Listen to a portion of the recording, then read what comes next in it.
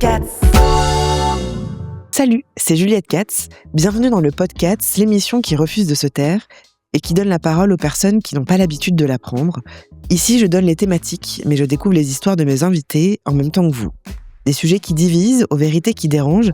Tout ce qu'on souhaite dans ces échanges, c'est donner l'opportunité à des voix de raisonner. Alors ouvrez vos esprits, car ici on déconstruit, on s'interroge et on repart différemment. Et si vous aussi, vous avez envie de participer à nos échanges, le podcast part en tournée en septembre et en octobre 2026. 5 dates sur la sexualité autour de thématiques différentes pour vivre un moment unique et sans tabou. La billetterie est à retrouver sur le compte Instagram du podcast et sur le mien. Maintenant, place à votre épisode. L'histoire de Coralie a basculé le jour où sa mère a tué son mari. Un meurtre entre conjoints qui fait basculer une famille dans le champ judiciaire, médiatique et carcéral. Dans cet épisode du podcast, Coralie raconte pour la toute première fois ce que cela signifie de grandir et de se construire quand sa mère a commis l'irréparable. Elle parle de l'annonce, du choc, du regard des autres, mais aussi de la relation qui subsiste malgré l'incarcération. Comment maintenir un lien avec une mère en prison ? Comment concilier l'amour avec la gravité de l'acte commis ? Comment avancer quand son histoire personnelle est marquée par un crime ? Un épisode qui donne la parole à celles et ceux dont on parle peu. Les proches des auteurs de violences et en particulier les enfants, pris entre loyauté, incompréhension et nécessité de continuer à vivre. Salut Coralie, comment ça va ? Ça va, merci. Merci beaucoup d'être là. Merci pour ta confiance. Si vous regardez cet épisode sur YouTube, vous avez remarqué que le visage de Coralie n'est pas visible. Est-ce que tu veux bien nous expliquer pourquoi tu as choisi de garder l'anonymat ? Tout simplement pour protéger mes enfants et mon conjoint et ma vie personnelle. Ok. Mais tu avais quand même envie de venir en parler. Oui, parce que je pense que c'est important. Alors, comme d'habitude, pour cerner un peu plus nos invités, voici la même question introductive. Quelle est ta plus grande fierté ? Mes enfants ? C'est vrai ? Ouais. Pourquoi ? Malgré mon histoire, j'ai du coup des enfants... je suis très neutre dans ce que je vais dire, mais des enfants extraordinaires. T'es extrêmement neutre. Et c'est évidemment les plus beaux de la Terre ? Forcément, oui. Le mien aussi. Dans quel environnement familial t'as grandi ? Vraiment dans un environnement classique, classe moyenne, Ouais. de parents dans une maison, enfance heureuse... De l'amour. Ouais, voilà, de l'amour, de la joie, des pleurs, des disputes, comme... Ouais. En fait, vraiment une famille classique, Ok. avec des parents qui ont divorcé quand j'étais au collège, mais Ok, j'ai très bien vécu la chose, donc vraiment, enfin... ok. T'es fille unique, t'as des frères et sœurs ? Je suis fille unique. Et c'est quoi la relation que t'entretenais avec tes parents quand t'étais jeune ? Très fusionnelle avec ma mère. Et mon père était un peu l'autorité, donc un peu conflictuel, du coup. Ok, t'avais peur de lui ? Non, j'ai jamais eu peur de mon père. Et Non. t'avais peur de ta mère quand t'étais petite ? Parce que je sais que souvent, les enfants, on a un peu genre soit un peu peur de notre papa, soit un peu peur de notre maman parce qu'il va crier. Ah, dans ce sens-là, ouais. Non, ma mère, j'avais pas du tout peur, parce que... Genre, c'était un peu ma meilleure copine, genre. Ok, elle t'engueulait pas, elle te punissait pas. Ouais, vraiment vite fait. Mais par contre, mon père, ouais, c'était... si je faisais une connerie, j'étais là, oh putain. Ah ouais, donc t'avais des punitions et machin. Privé de bonbons, privé de télé, grosse punition, ouais. Mais du coup, il se fâchait quand même. Ouais. Mais t'avais une chouette relation avec eux ? Ouais, franchement, ouais. Et donc tes parents, ils sont plus ensemble, c'est ce que tu disais, depuis que t'es rentrée au collège ? Ouais, depuis que j'ai, je sais pas, genre 11-12 ans, un truc comme ça. Ok, tu sais pourquoi ? Oui, parce qu'ils se sont perdus et évolués complètement différemment. Et puis, du coup, ma mère a été légèrement infidèle. Donc, Ok, elle allait voir ailleurs. Voilà, elle a rencontré quelqu'un d'autre et lui, non. Donc, Mais il l'a appris et c'est pour ça qu'il oui, elle lui a dit et du coup, ils ont décidé de... D'accord. De se séparer. Ouais, ok. Et comment ça se passe, leur relation entre eux après le divorce ? Est-ce qu'ils sont restés en bons termes ? Pour le coup, j'ai eu de la chance, ils sont restés en bons termes pour moi. Ouais. Pour pouvoir... que moi, je sois pas dans un conflit entre des parents à devoir choisir entre ma mère et mon père. Enfin, à aucun moment, ils m'ont demandé avec qui je voulais vivre. Ils se sont mis d'accord tout de suite sur le fait que je resterais avec ma mère parce que j'étais plus proche d'elle à ce moment-là, crise d'adolescence. Et non, ils se sont toujours bien entendus. Enfin, les déménagements, je les ai faits avec eux, enfin avec mes deux parents. J'ai fêté mes 18 ans avec mes deux parents. Ok. Mais ils allaient pas se voir sans toi ? Non, ils se voyaient pas sans moi. C'est pas potes, quoi. Pas potes, mais genre, ils se respectaient toujours l'un et l'autre. Et cool. franchement, en tant qu'enfant, c'est cool de se dire qu'on peut voir ses parents ensemble. Oui, carrément. Qu'il n'y a pas de guerre froide entre les deux, quoi. Ouais. Et du coup, ils ont refait leur vie relativement vite après ? Mon père, a refait sa vie une première fois, puis une deuxième fois, et là, du coup, il est toujours avec elle, et ça se passe très très bien, et j'ai une très bonne relation avec elle, enfin vraiment. Ok. Et du coup, ma mère... du coup, elle est avec quelqu'un ? Il y a eu plusieurs relations, jusqu'à celle avec qui elle s'est mariée. Ok. Et pourquoi elle s'est séparée du compagnon avec qui elle était? Parce qu'elle a eu des problèmes d'alcool, et ça fait un peu fuir les gens, et ça devenait une relation un peu conflictuelle, et l'alcool, ça aide pas à garder quelqu'un, quoi. Ouais. Quand tu dis qu'elle est tombée dans l'alcool, c'est après la séparation, enfin le divorce avec ton père. Ouais. Elle était avec quelqu'un. Ouais. Et avec ce quelqu'un, elle est tombée dans l'alcool? Ouais, ça a été pendant, mais genre lui, il n'y était vraiment pour rien, en fait, pour le coup. D'accord. C'est pas lui qui l'a fait tomber dedans, c'était tout, enfin le travail, l'environnement, etc. Et peut-être un peu des facteurs héréditaires, mais. Ouais. Ok. Et du coup, après ce mec-là, est-ce qu'elle a rencontré quelqu'un d'autre? Ouais, elle en a rencontré 2-3. Et du coup, il y a une rencontre qu'elle va faire qui a un peu marqué son histoire et la tienne. Ouais. C'est ça? Est-ce que tu peux m'en parler un petit peu? Elle est partie en maison de repos, une sorte de cure de désintox. Ok. Et elle a rencontré ce monsieur là-bas. Ok, qui lui-même était aussi en maison de repos. C'était une maison de repos, cure de désintox, ça faisait un peu les deux. Enfin, c'était pour des personnes qui pouvaient être un peu dépressives ou un peu alcooliques, un peu droguées, un peu tout ça. Et lui, il était quoi, si je puis dire? Je crois que c'était un peu genre pour de la dépression, parce qu'il avait perdu un enfant dans des circonstances pas très cool. Donc, il était un peu dépressif à ce moment-là, et donc il était là-bas pour se remettre. Ok. Et ils se sont rencontrés là-bas, et ça a été apparemment comme une sorte de coup de foudre. Enfin, ils se sont jamais quittés après. Et donc, elle est restée combien de temps là-bas? Quelques mois, genre 3-4 mois. Ok. Et elle l'a rencontré relativement vite là-bas. Lui, il habite où? Lui, il habitait en Normandie. Ok. Et nous, on habitait en région parisienne. Et alors, du coup, comment ça se passait? Il est vite venu s'installer chez nous. Ok. Elle a quitté cet endroit? Elle est sortie de la maison de repos, et puis du coup, elle est revenue dans notre maison. Et lui est vite venu s'installer aussi chez nous. Et du coup, tu rencontres cet homme à quel moment? Est-ce que tu le rencontres au moment où il s'installe à la maison, ou est-ce que tu le rencontres un peu avant? Non, je le rencontre quand il vient chez nous. Ok. Et comment elle t'en parle? Est-ce qu'elle te dit, j'ai rencontré un homme, on vit une histoire hyper forte et il va venir à la maison? Est-ce que tu as un peu un souvenir de ça? Ouais, c'était un peu, je te présente. Il vient s'installer à la maison. Ouais. Tu veux lui donner un nom, si on a besoin de le nommer? Jean, c'est bien Jean. Ok, ouais. donc je te présente Jean, il va s'installer à la maison. Non mais très bien Jean. Et tu penses quoi de lui quand tu le rencontres? Je me suis jamais dit, mais il est vieux. Ah ouais? Ouais. Ils avaient combien d'âges de différence? Un peu plus de 10 ans de différence quand même. Ok. Je sais que lui était déjà grand-père. Enfin, ouais, ses enfants avaient l'âge adulte d'avoir des enfants, et moi j'étais encore, j'avais 16-17 ans, quoi. Donc, ta mère, elle avait quel âge? 45 ans. Et quoi, lui, 55? Lui, il était à presque 60 quand même. D'accord. Donc tu te dis, il est vieux? Ouais, je me dis, il est vieux. Ok. Il est grand. Et why not? Ok. Mais bon feeling? Ouais, franchement, premier abord, plutôt bon feeling. Genre en mode, ok. Ok. Et c'était quoi la relation qu'ils entretenaient, tous les deux? Est-ce que tu trouvais que c'était une relation saine? Ouais, j'ai trouvé amoureux. Ouais. Affectueux l'un envers l'autre.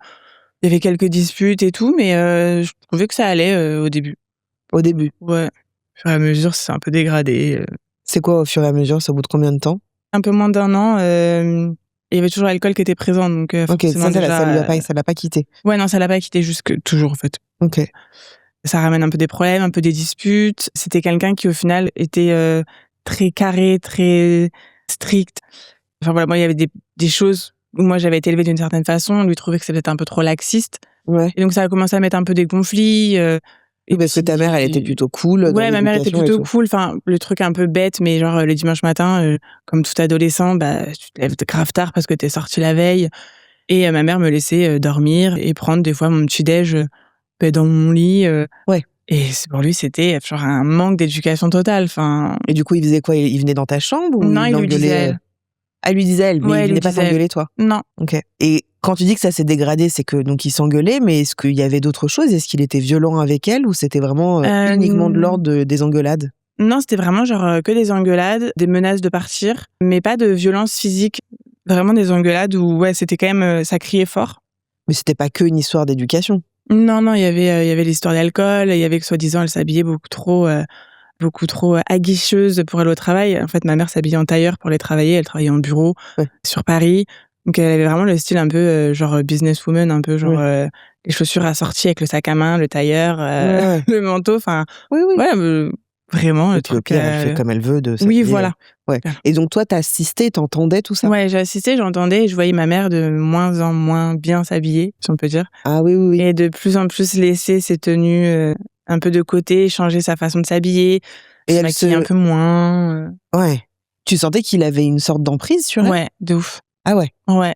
En fait, je voyais ma mère changer son entourage se réduire. Ouais. Même faire de moins en moins de choses avec moi, me mettre des limites qu'elle me mettait pas, enfin des règles qu'il y avait pas. Je sais que par exemple, on faisait la même taille. On faisait vraiment la même taille en fringues. Et c'était, des fois, elle me piquait mes chaussures. Des fois, je pouvais lui piquer les siennes. Elle pouvait venir me prendre une veste. Moi, je lui... Des fois, voilà, nos affaires et nos chaussures, ça nous arrivait qu'on se les échange. Et c'était genre, OK, en fait, chez nous. Voilà. Moi, je trouve ça grave cool, en plus, de faire ça avec ma mère. Ouais. Et lui, non, c'était genre inconcevable. Donc, je me souviens d'une fois où j'avais été prendre la veste de ma mère et genre, ma mère, elle a dit, elle me l'a interdit. Okay. Et en mode, non, arrête, il va encore gueuler. Ah. Et il gueulait sur toi? Non. Ok. Non. Tu sentais qu'il avait une emprise sur elle? Est-ce que tu sentais qu'il, je vais un peu plus loin, qu'il la manipulait? Ouais. Moi, franchement, j'ai trouvé qu'il y avait une sorte de manipulation à la fin. Jamais envers moi, parce que je pense qu'il a vu que moi, ça marcherait pas. Ça marcherait pas. Mais c'était vraiment, vraiment, il la manipulait. Enfin, elle avait totalement changé. C'était plus du tout. J'ai eu une deuxième maman, en fait, après. Tu penses que il l'a manipulée dans quel but? Est-ce que c'était pour t'éloigner d'elle? Est-ce qu'il avait, tu sentais un but précis? Je pense qu'elle soit à lui, qu'il puisse un peu l'isoler pour pas qu'elle puisse avoir peut-être, je sais pas, des tentations extérieures ou j'en sais rien.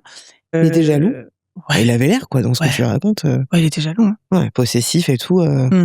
Toi, ta mère, elle te parlait de cette relation un peu complexe? Est-ce qu'elle venait un peu se confier à toi? Vraiment, c'était pas forcément le sujet qu'on abordait. Je pense qu'elle voulait pas entendre ce que moi je pourrais dire, puisqu'elle sentait que je m'entendais pas forcément avec lui de toute façon. Et c'était plus pas montrer à mon enfant les problèmes. Ou, il y avait quand même, je pense, une forme de protection. Je te protège de ce que je vis. Et enfin, moi, je le prends comme ça aujourd'hui avec du recul. Mais T'es partie vivre ailleurs? Ouais, je suis partie chez mon père. Ok. Sous leur demande ou sous toi ta demande? Sous sa demande. À lui? À lui, mais qui est passée par ma mère. En fait, ma mère m'a dit un jour, il trouve que t'es mal élevée et que tu devrais aller vivre chez ton père pour te resserrer la vis. Oh, waouh, ok. Et du coup, je lui ai demandé ce qu'elle en pensait. Et elle m'a répondu, c'est fou parce que cette scène, genre, je m'en rappelle mot pour mot. Et elle m'a répondu, j'en ai marre de me battre. Ah, ok. Et donc, du coup, je dis, ok, mais si t'en as marre de te battre pour moi, c'est super dur. Je vais appeler papa, en fait. Tu l'as vécu comment qu'elle te dise ça? Un peu comme une forme d'abandon. Je sais pas, genre, j'en ai marre de me battre contre l'alcool, le machin. Ok, bien mais sûr. Pour ton enfant, je trouve que moi, j'avais pas fait grand chose de mal à ce moment-là. Tu subis le truc, quoi. Ouais, voilà. Donc, du coup, je dis, ok, en fait, c'est pas grave. Et du coup, j'ai appelé mon père qui est venu me chercher le soir même, sans chercher à poser plus de questions ou quoi. Enfin, ouais. T'avais quel âge, là, du coup? J'avais 18 ans. Là, t'as quel âge, là, actuellement? 34. Quand tu pars vivre chez ton père, est-ce que tu gardes contact avec ta mère? Et avec ton beau-père? Alors, mon beau-père, non, j'avais pas forcément de contact, donc c'est jamais la personne que j'ai appelée ou j'ai envoyé des messages, donc ma mère, pendant 2 semaines, non. Pendant 2 semaines, t'as plus de contact? Pendant 2 semaines, j'ai pas de contact. Tu cherches pas à en avoir? Non, parce que je suis fâchée, en fait. Je suis triste, je suis déçue, je suis tout ça. Évidemment. Donc, je cherche pas forcément à l'appeler et à en avoir. Mon père ne me pousse pas forcément non plus à le faire. Mais tu lui racontes à ton père, d'ailleurs? Ouais, mon père, je lui raconte. Et du coup, il m'oblige pas à l'appeler, mais il me fait comprendre quand même qu'il va falloir, à un moment donné, dans tous les cas, que j'ai ma mère au téléphone, mais que quand je serai prête. Ok. Et donc, au bout de 2 semaines, vous vous recontactez? Elle m'appelle, ouais. Et vous parlez de tout et de rien? On parle de la situation. Elle m'explique qu'elle est triste, qu'elle s'en veut, mais que c'était pas facile pour elle, blablabla. Et du coup, moi, je sais que j'ai mes réactions un peu d'adolescente, genre, je pleure, mais en même temps, je suis énervée. Et en même temps, je lui dis, en fait, t'as fait ton choix, donc t'es ma maman, ok, y a pas de problème. Mais en fait, je vais rester chez papa. Enfin, c'est pas une réaction adolescente. Je trouve que c'est une réaction assez normale, quoi. Déjà, je trouve ça hyper brutal qu'elle te dise j'en ai marre de me battre, du coup, ma fille, tu t'en vas. Enfin, moi, je trouve ça hyper logique que tu sois en colère, que t'aies des larmes, que tu dises écoute, là, moi, je vais pas rentrer, quoi. Oui, oui. Ouais. Et tu restes combien de temps chez ton père? Je suis jamais repartie de chez mon père. Ah, ok. T'es restée chez ton père. Est-ce que tu vas pas partir à l'étranger? Tu vas pas... Si, après, je fais mes études, je pars en internat. Ouais. Et après, je vais rejoindre une amie en Australie. Ok. Et après, du coup, je rentre au bout de 1 an. Tu rentres en France? Je rentre en France. Du coup, je retourne vivre chez mon père. Ma mère a vendu la maison pour aller s'installer chez lui. Ok. Et du coup, j'étais genre, ok, waouh, d'accord. Ouais. Et du coup, moi, je retourne chez mon père et je reprends, du coup, mes études. Ok. Pendant 1 an. Et à la fin de ces études-là, je me fais opérer et j'ai 2 semaines de convalescence. Ouais. Où je peux pas marcher. Je me fais opérer des pieds. Ok. Et du coup, pendant à peu près 2 semaines, je dois avoir des béquilles.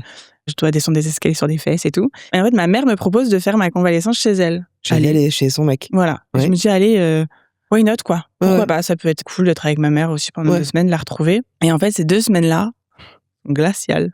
Ok. Ils se parlent pas. Eux deux. Eux deux se parlent pas.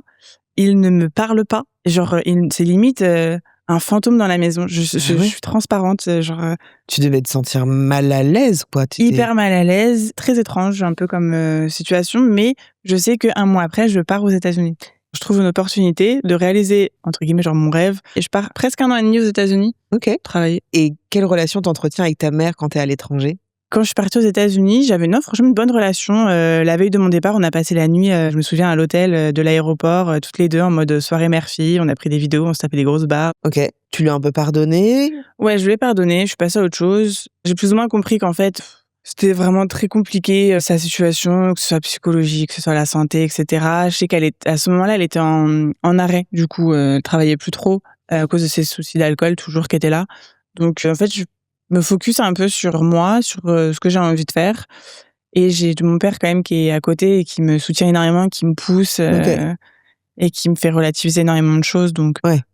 Et pendant que vous parlez au téléphone avec elle, est-ce qu'elle te parle un petit peu de sa relation avec Jean? Est-ce qu'elle te parle de cette relation toxique? Enfin, toi que t'as un petit peu jugé toxique du coup, ou pas trop? Non, c'est pas forcément un sujet qu'on aborde. Je sais que je lui demande si elle peut venir me voir. Ouais. Ça me ferait plaisir qu'elle vienne. Je sais que mon père est venu me voir pendant 2 semaines aux États-Unis et qu'elle m'explique qu'avec sa situation, puisqu'elle est en arrêt, elle peut pas quitter la France, machin. Donc, je suis un peu déçue, mais je cherche pas forcément plus à comprendre. En fait, c'est vrai avec l'alcool, il y a beaucoup de promesses qui peuvent être faites en l'air, il y a beaucoup de choses qui peuvent être dites. Et du coup, j'ai eu pas mal de déceptions. Donc, en fait, oui. Je me dis, ouais, ok. T'es un peu habitué, quoi. Ouais, voilà, genre, ok, bref. Ouais. C'est vraiment ça dans ma tête. Ouais. Et est-ce que le fait qu'elle te parle pas, justement, de sa relation, ça te fait un peu peur? Bah, je sens qu'elle évite quand même un peu le sujet de leur relation. Mais ouais, à ce moment-là, moi, je suis trop dans mon année. Genre, je suis aux États-Unis, c'est trop bien, je suis en coloc. Ouais. Oui, t'es dans ta vie. Ouais. Ils étaient mariés ou pas? À un moment donné, ouais. Ils se sont mariés, ouais, à un moment donné. Quand, je ne sais pas. Où, je ne sais pas. Comment ça? Je l'ai découvert. Comment ça? Mais je me souviens qu'un jour, je cherchais un stylo dans un tiroir et je suis tombée sur un faire-part avec leur nom dessus. Et là, c'est écrit mariage, genre. Et je dis, mais maman, c'est quoi ça? Elle me dit, ah oui, on est invité à un mariage. Je dis, non, t'es invité à un mariage. C'est écrit que c'est ton mariage, en fait. Donc non. Oui, en fait, je dis, mais vous êtes mariés, là? Elle me dit, en fait, oui. Et vraiment, genre, mais je comptais, pourquoi je suis pas au courant? Je comprends pas. Non, mais tu comprends, on voulait pas te le dire, on voulait pas que ça fasse de problème avec ton père. Je suis en mode, mais qu'est-ce qu'elle me raconte, genre? Des problèmes avec papa, mais pas du tout. Enfin, lui, il refait sa vie, en fait, et il en a un peu rien à foutre de tout ça. C'est le dernier de ses soucis de savoir que tu te remaries. Et donc, vraiment, c'était, genre très chelou. Tu lui en as voulu ou alors t'étais un peu plutôt intriguée de je comprends pas, là? J'en ai un peu voulu parce que je me suis dit, mais pourquoi lui, en fait, elle m'explique que lui ne voulait pas que je sois présente, voulait pas que je sois là. Et je me dis, mais en fait. Donc c'est lui qui voulait pas que tu sois là, c'est pas Ouais, dans sa version, c'est lui vraiment qui a demandé à ce qu'elle ne me le dise pas et que je sois pas au courant et que je sois pas là, qu'ils fassent un mariage vraiment intimiste, eux deux, avec leurs 2 témoins. Sinon, en fait, je suis ta seule enfant et genre, c'est quand même un moment important. Je suis pas là, encore une fois, je suis exclue et encore une fois, il y a pas eu de bataille pour que je puisse être là. Moi, même si j'ai pas une relation de fou avec lui, hein, très clairement, j'aurais peut-être aimé être présente sur un truc aussi important. Je sais pas. Et tu t'es sentie trahie? Ouais, je me suis sentie trahie, ouais, et pas considérée, genre un peu oubliée, genre. Et tu lui en parles pas à lui? Tu lui dis pas, attends, je comprends pas là. Non, parce que il était là en plus, hein. Il était là pendant la discussion? Ouais. Ah oui, il était dans le salon. Et il se taisait, quoi? Ah ouais. C'était pas genre, oh, arrête, c'est bon, rien? Ah non. Ah ouais? Tu devais te sentir trop bizarre? Ça devait être trop bizarre comme. Très malaisant. Bah ouais. Et ça t'alerte pas? Tu te dis pas, c'est pas normal, ou t'es tellement, j'allais dire malheureusement habituée à ce que. Ouais, c'est ce que j'allais dire, en fait. Je me dis, encore une fois. Ouais. Ils vont rester combien de temps ensemble? Ils vont rester, franchement, pas loin de 10 ans, je pense, quand même, à peu près. Hein. Là, ça faisait combien de temps, là, quand t'apprends ça? 4 ans. 3 ans, ouais. Ça faisait 3 ans qu'ils étaient ensemble? 4 ans, ouais, qu'ils étaient ensemble, ouais, déjà. Ok, donc ils vont rester 10 ans quand même. Okay. Ouais. Mais ça va être genre de pire en pire, en fait. Genre vraiment, leur relation, elle va faire que de se dégrader? De se dégrader de pire en pire, ouais. T'assistes à ça? Non, parce que je vis pas chez eux. Ouais, mais tu vas la voir de temps en temps. Mais par contre, oui, il est arrivé des fois où enfin, quand je reviens des États-Unis, je retourne chez mon père, je trouve mon travail, enfin, j'enclenche un peu ma vie, je prends mon appart. Et du coup, de temps en temps, ma mère va m'appeler parce qu'elle travaille en région parisienne, mais elle habite en Normandie. Donc, des fois, ça va être, tiens, on peut se voir à la gare, ça dit, on prend un café. C'est arrivé une fois ou deux qu'elles viennent chez moi. Ma mère va quitter leur maison pour prendre son appartement, pour après finalement y retourner. D'accord. Il va changer. Ouais, puis en fait, ça se dégrade dans le sens où il va changer les serrures de la maison. Comme ça, un soir, elle rentre du taf, les serrures sont changées. C'est celle qui te raconte ? Ouais, qu'elle doit casser une fenêtre, un petit carreau pour pouvoir, vraiment comme des cambrioleurs, genre un carreau, il y avait des petits carreaux pour pouvoir accéder à la poignée, pour pouvoir passer par le salon. Elle va avoir un problème de frein sur sa voiture et le garagiste lui dit quelqu'un a fait quelque chose à vos freins. Genre elle n'arrivait plus à freiner ? En fait, elle pouvait freiner mais ça freinait pas bien. Ok. Et le garagiste fait comprendre apparemment que c'est pas une usure normale en fait, que ce serait peut-être quelqu'un qui aurait fait quelque chose. Il va la menacer, lui dire t'as intérêt à quitter la maison avant la fin du mois. Et puis en même temps après quand elle dit je vais me barrer, lui il sort je vais me suicider. Enfin vraiment. Ouais d'accord. Ok. Ouais donc en fait bon. Okay. Et là je suis pas là mais je suis au courant. Elle me raconte et quand j'y vais c'est une ambiance hyper glaciale. Tout le monde boit au final dans la maison. C'est qui tout le monde ? C'est toi aussi ? Même lui aussi. Non moi non. Je dirais que le point positif dans l'alcoolisme de ma mère c'est que j'ai pas du tout envie que ça m'arrive. Donc je suis pas très alcool. Donc ils vont finir par se séparer. Ouais. Est-ce qu'elle t'explique pourquoi ils se séparent ? Parce qu'ils s'engueulent tout le temps, parce que elle finit par m'avouer que il l'aurait frappée, qu'elle du coup a été à l'hôpital, enfin que les pompiers sont venus, mais qu'elle a expliqué qu'elle était tombée des escaliers, phrase courante d'une femme qui s'est fait battre. Je suis tombée des escaliers. Ouais. Parce qu'elle assume pas et qu'elle se sent. Qu'elle a peur. Ouais, qu'elle a peur et qu'en fait lui, du coup. Direct dit elle est tombée des escaliers. Il y a des armes qui sont dans la maison aussi, parce que lui est chasseur, collectionneur d'armes. Donc c'est vraiment une ambiance. À la fin, quand moi j'y allais, c'était vraiment pas sereinement parce que déjà moi il a fini par me faire peur. C'était dans son attitude vraiment. Par exemple, quelqu'un qui se gare sur une place handicapée, qui a pas sa carte. C'est pas bien du tout de faire ça, on est d'accord. Mais lui, il va crever les pneus de la voiture, en fait. Il va embrouiller le propriétaire de la voiture. Il était sanguin, il a une barre de fer dans sa voiture. Il a un Rottweiler. Bon, au final, qui était un nounours. Vraiment, rien à dire dessus. Mais non, mais c'était quelqu'un de colérique et d'intense. Hyper colérique, hyper intense. Et puis, un chieur comme pas possible. Mais par exemple, quand elle te dit qu'il l'a frappé, est-ce que t'as envie de prendre un peu ta mère sous ton aile, de dire tu viens avec moi ou alors t'arrives pas, t'es pas là. En fait, quand elle me le dit, déjà, je lui demande pourquoi elle m'en a pas parlé avant, pourquoi elle est encore là, si elle a été portée plainte, si elle a fait le nécessaire pour qu'il y ait une trace et qu'il faut qu'elle parte. Ouais, je me souviens que on a regardé des annonces immobilières toutes les deux en mode faut que tu trouves un appart, reviens, pars en fait. Et elle t'explique quand il l'a frappé, elle t'explique un peu dans les détails ce qui s'est passé ou elle dit juste il m'a frappé. Non, elle ne rentre pas forcément dans les détails. Elle me dit que par contre, en effet, elle a des bleus, qu'elle est allée voir une amie à elle. C'était sur le visage. Ouais. Qu'elle a été voir une amie à elle, qui du coup a vu, qu'elle s'est confiée, mais que en fait, elle me dit mais ça c'est mes problèmes. Je veux pas que tu t'inquiètes pour moi, ça va. Elle te dit sans dire. Quoi. Ouais, voilà, elle me le dit, mais sans rentrer dans les détails. C'est dur ça aussi parce que elle te dit en même temps non mais t'inquiète chérie, t'inquiète, je gère. Je pense qu'elle le dit peut-être parce qu'elle a besoin de décharger. En même temps, après, elle se dit attends, c'est ma fille, faut que je fasse attention. Ouais, c'est ça. Ouais. Est-ce qu'après cette relation, on peut dire chaotique, est-ce qu'elle refait sa vie ? Elle va finir par retrouver quelqu'un avec qui elle va emménager en région parisienne, mais que je rencontre. Qu'est-ce que tu penses de cet homme-là ? Il est gentil. En fait, je me dis tiens, ça a l'air d'être quelqu'un de doux et de sympa. Ouais. Mais en même temps, tu te méfies ? Tu t'en fous ?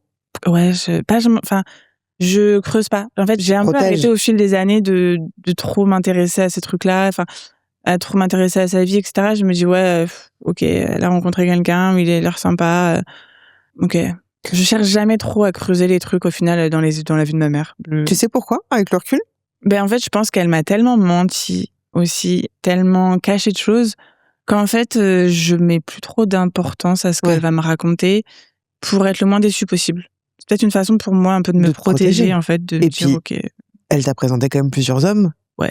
Donc peut-être qu'au bout d'un moment, tu dis, bon, vas-y, encore un. Ou, ce qui se comprend.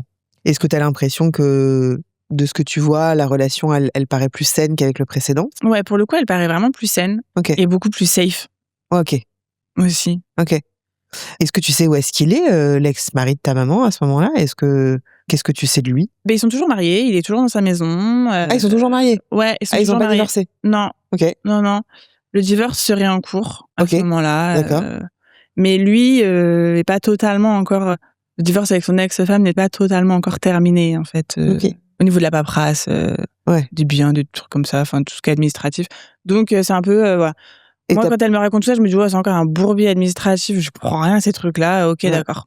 Et t'as pas de news de lui et... Non, j'ai pas de nouvelles de lui, à part le fait que des fois, apparemment, il chercherait à savoir où habite ma mère, qu'elle croit l'avoir aperçue pas loin de chez elle. Mais bon. Ok. À quel moment les choses vont commencer à se gâter? Un soir, elle m'appelle et elle me dit est-ce que, genre, je sais plus, demain ou après-demain, je sais plus exactement, ça te dit je viens chez toi, on passe une soirée entre filles. Waouh!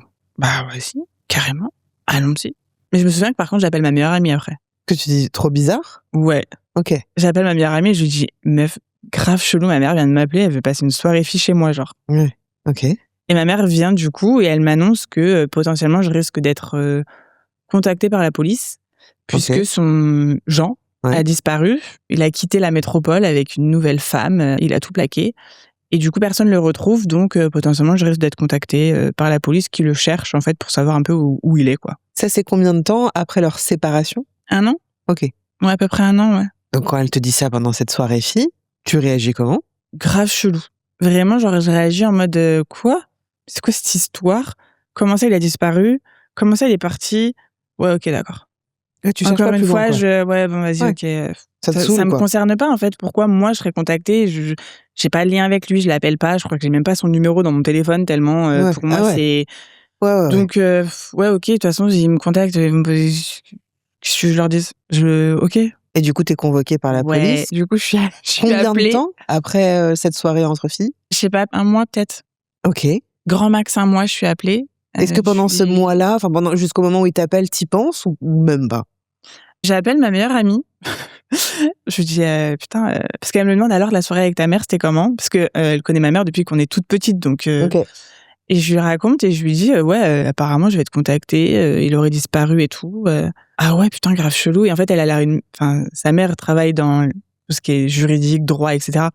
Donc elle avait un peu une curiosité sur le truc et on se dit ouais, grave chelou, bah vas-y, je te tiens au courant, quoi. Ouais. Et je suis convoquée au commissariat de police. J'y vais avec mon père, toujours mon soutien qui est là. Ouais.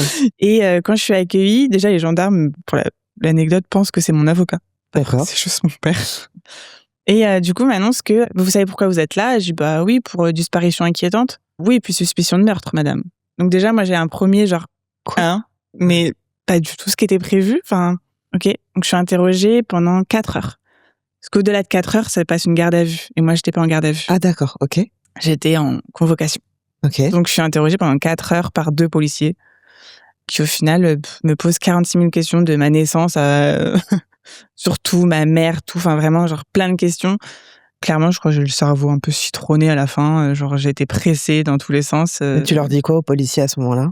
En fait, ce que je sais que il est parti, enfin ce que je sais. Oui, ce que je sais, ce qu'elle m'a dit en fait, donc il est parti avec une nouvelle femme qu'il aurait rencontrée sur internet, qu'il a tout plaqué, qui réclamerait de l'argent à ma mère de temps à autre. Et c'est tout. Enfin, vraiment, je leur dis. Mais juste pendant 4 heures, tu te fais interroger Ouais. en parlant de lui, en parlant d'elle. Ouais, un coup elle, un coup lui, un coup moi, un coup ma famille, mon enfance, puis ça revient à lui. Puis Ouais. après, c'est des stratégies d'interrogatoire aussi où ils posent les mêmes questions, mais de façon différente, avec le fameux un peu gentil et un peu méchant. Il y a un truc qui te fait douter à un moment? Ouais, parce qu'en fait, je me dis, mais naturellement, comme toute personne, je me dis, putain, mais et si? Mais non. Ah ouais. Même je me souviens que j'ai eu ma meilleure amie au téléphone et je me souviens qu'on s'est dit, genre, mais t'imagines si... Mais impossible. Parce que vraiment, dans la fraction de ce qui suit, impossible. Jamais elle ferait de mal à une mouche, en fait. Ah ouais. Parce que pendant ces 4 heures, donc, ils te posent des questions et en même temps, tu te dis, mais attends, mais suspicion de meurtre, quoi? Genre, ma mère? Attends, enfin, non, c'est pas possible. Ouais. Donc, vas-y, je réponds aux questions, quoi qu'il... Et puis, en plus, le policier finit par me dire, mais vous y croyez, ce que vous êtes en train de nous raconter, là? Bah ouais. Mais vous vous dites pas que c'est un peu bizarre comme histoire? Et moi, je suis là, genre, bah... Et je me souviens de dire, en fait, j'ai jamais cherché trop à me poser la question de ce qui était vrai ou pas. ma mère, quand elle me ment, elle finit par me dire la vérité. Donc en fait, j'ai toujours pris ce qu'elle me disait en me disant si c'est un mytho, elle me le dira de toute façon. Ou je le découvrirai. Parce que pendant cet interrogatoire-là, il te dit en gros, c'est pas logique ce que vous racontez par rapport à ça. C'est grave chelou qu'il parte du jour au lendemain. Et c'est vrai, c'est grave chelou qu'il parte du jour au lendemain avec une meuf qui le rencontre sur Internet, sans prendre son téléphone, sans prendre sa carte bleue, sans prendre sa voiture. C'est grave chelou. Ouais. C'est sûr. Mais je m'en fous, moi, à ce moment-là, en fait. Ouais. C'est quelqu'un que je n'apprécie pas. Donc, en fait, ce qu'il est devenu, je m'en fous. Oui, tu t'intéresses pas du tout. Je sais juste qu'il est plus dans l'entourage de ma mère et qu'au final, je vois un peu plus ma mère à ce moment-là. Ouais. Et après cet interrogatoire de 4 heures, est-ce que t'en parles à ta mère? Tu l'appelles, tu dis « Maman, je comprends pas, là, il s'est passé ça. Qu'est-ce qui se passe ?» Mais du coup, je l'appelle, mais elle veut pas qu'on en parle par téléphone, puisqu'en effet, nos lignes sont sur écoute. Ok. Je me dis, je vis dans un film, genre, mon téléphone est sur écoute. Et je vais chez eux et on en parle, mais c'est vraiment en mode non, mais t'inquiète pas, c'est parce que il se présente plus au rendez-vous où il est convoqué, donc forcément il le cherche. Mais en fait, on en parle sans vraiment en parler. Je pense que même moi, je voulais pas savoir. Mais tu lui dis pas, mais maman, on m'a dit qu'il y avait une suspicion de meurtre. Si, ça je lui dis, elle me dit, mais non, mais pas du tout. C'est la procédure, c'est le. Et tu la crois quand elle te dit ça, elle paraît convaincante. Ouais, et je pense que même moi, je cherche même pas à savoir, en fait. Je pense que même moi, je me dis. Mais toi, t'es vachement détachée dans tout ce que tu racontes, dans tout ce qu'elle traverse, que lui te raconte, etc. Tu te protèges, en fait. En fait, c'est ça. C'est pas genre juste tu t'en branles. Non, c'est pas je m'en fous, c'est qu'en fait, je me dis, genre, je veux pas. Je me protège. En fait, j'ai pas envie de me poser cette question-là. Ouais. Et j'ai pas envie d'avoir un doute sur ça. Et j'ai pas envie de me dire que ma mère est capable de faire ça, en fait. Oui. Donc, on en parle sans trop approfondir à ce moment-là. C'est la seule fois où tu vas être entendue par la police? Non, je vais être entendue une autre fois. Où là, par contre, je suis convoquée en garde à vue. Ok, donc garde à vue, du coup, c'est quoi la différence? C'est que là, ils m'emmènent. En fait, ils sont venus me chercher. J'étais déjà au travail, donc j'ai dû rentrer chez moi, où du coup, je me suis retrouvée avec 4 policiers qui m'attendaient devant ma porte. Wow. Et vraiment, comme quoi j'étais à milieu de m'imaginer, je les ai fait rentrer chez moi, normal, et je leur ai proposé un café. Je voulais boire quelque chose. Des petit café là-dessus? Petit café, un petit chocolat, un petit biscuit, genre. Ouais. Et ils m'ont dit, non, asseyez-vous, vous êtes en garde à vue pour l'affaire. Meurtre. Là, il n'y a même plus de disparition inquiétante. Genre, c'est meurtre. Attends, et ça, c'est combien de temps après? 2 mois. Et vraiment, genre, asseyez-vous, ok, je suis assise. Garde à vue pour l'affaire de meurtre. Mais on ne sait pas s'il y en a eu un ou pas, quoi. Et t'as peur? Ou tu comprends pas? Ou là, il y a un truc où tu réalises, genre, ah oui, je comprends pas du tout ce qui m'arrive. À ce moment-là, vraiment, genre, je suis là, genre, quoi? Et ils me disent, est-ce que vous voulez un avocat? Ah ouais, direct, quoi. Ouais. Et en fait, je leur dis, mais j'ai besoin d'un avocat? Vraiment, je leur pose la question. Et ils me disent, non. Conseillé, quoi. Après, c'est comme vous voulez. Et moi, dans ma tête, je me dis, mais si je prends un avocat, ça veut dire que j'ai un truc à me reprocher. Donc, ça va me desservir. Donc, je dis non. Ok. Je dis, non, j'ai rien à cacher. Pas besoin d'avocat, moi, j'ai rien fait. Ok. Et ils m'emmènent à plus d'1 heure de chez moi. Et ils disent rien pendant 1 heure? Ils me disent de prendre un pull chaud, parce qu'il fait froid dans les cellules. Ok. Que je peux être amenée à dormir là-bas. Et ça peut se prolonger sur 48 heures. Et moi, je me souviens leur dire, non, mais moi, j'ai rien fait, en fait, donc je vais pas dormir là-bas. Moi, ce soir, je rentre chez moi, en fait. J'ai rien fait. Ok. Donc, tu prends pas de pull? Je prends un gros pull quand même. Ils me conseillent de prendre de l'argent pour payer un taxi pour rentrer. Parce qu'ils viennent nous chercher, mais ils nous ramènent pas. Et de prendre des clopes, parce que je fumais à l'époque. Ok. Et du coup, je leur demande si je peux appeler, je leur dis, mais par contre, moi, j'ai appelé mon chef sur la route en disant que je devais m'absenter et que je le tiendrais au courant de quand est-ce que je rentrerais. Et j'ai laissé un message vocal à mon père, en fait, en lui disant que vous m'attendiez, que je rassure mon père, en fait. Ouais. Enfin, il va se réveiller, il va avoir mon message vocal. Et alors? Et du coup, il m'autorise à appeler mon chef, parce que du coup, là, j'ai le droit qu'à un appel. C'est véridique. En plus, en fait, ce truc, c'est vrai. On a le droit qu'à un appel. Okay. Et exceptionnellement, une fois qu'on arrive au commissariat, et en plus, je suis tellement fatiguée, j'ai tellement rien à me reprocher que je m'endors dans la voiture de police. Oui, tu leur parles pas et tout. Et je pique du nez dans le crevé. Parce qu'il est genre 7h du matin à ce moment-là. Ok. En arrivant au commissariat, ils appellent eux mon père. Mais attends, il est 7h du matin alors que t'étais déjà partie? Ouais. Tu pars tôt du travail? Mais ce jour-là, j'avais envie de m'avancer de ouf et j'étais arrivée au taf à 6h30 au lieu de 8h30. Ah oui? Ouais. Ok. Mais c'est bizarre que ce jour-là, t'avais envie de faire ça. Ça m'arrivait de temps en temps. Okay. C'est pas genre exceptionnel, ça m'arrivait de temps en temps de le faire. Et du coup, là-bas, ils appellent mon père pour lui dire, voilà, la situation. Ouais. Et mon père, il dit qu'il viendra me chercher. Ok. Par contre. Et du coup, là, s'enclenche ma garde à vue. Alors, comment ça se passe, ça? Je suis dans un bureau, ils me prennent mon téléphone, ils me prennent mon chargeur. J'ai pas d'horloge autour de moi. J'ai 2 policiers qui sont en face de moi. Pareil, un, en fait, qui est le même que mon premier interrogatoire. Ok. Et un nouveau qui apparemment vient d'être mis sur l'affaire. Et encore, pareil, gentil et le méchant. C'est les mêmes questions qu'on te pose? On me repose les mêmes questions, mais un peu plus axées sur la disparition, sur la personnalité de ma mère, sur est-ce qu'elle sera capable de faire du mal ou pas. Si jamais elle devait faire quelque chose de pas bien, qui est-ce qu'elle appellerait, comment moi je peux faire pour croire à cette histoire, est-ce que je suis pas au courant de certaines choses, pourquoi elle m'a appelée, pourquoi au téléphone j'ai pu dire ça à ma meilleure amie. Pourquoi ma mère est venue me voir? Elle vous a forcément dit quelque chose ce soir-là. Lors de la soirée fille? Ouais, lors de la soirée fille. Elle vous a forcément dit quelque chose. Pourquoi est-ce qu'ils sont revenus vivre dans la maison? Pourquoi finalement ils ont déménagé? Pourquoi? Et vraiment, plein de questions où moi je suis là, j'en sais rien, les gars, en fait. Ah ouais. Il y a pas un truc qui t'alerte là où tu dis pas ouais, j'avoue. Mais en fait, au fur et à mesure, je me dis, putain, mais chaud, enfin, trop bizarre. Peut-être, mais en fait, je suis tellement, accumulée de questions, on me pose tellement de questions qu'à un moment donné, je crois que je sais même plus comment Ouais. Carrément, ils me disent, bah là, on va aller manger. Non, j'ai pas faim. Pas faim. Je sais même pas quelle heure il est. Ouais, Donc, non, j'ai pas faim. Bah, si, là, eux, en gros, avaient faim, je pense aussi. Il fallait faire une pause parce que, du coup, j'apprends qu'en fait, à ce moment-là, on est plusieurs en garde à vue en même temps. Okay. Que moi, je suis en garde à vue, que ma mère est en garde à vue, que son conjoint est en garde à vue.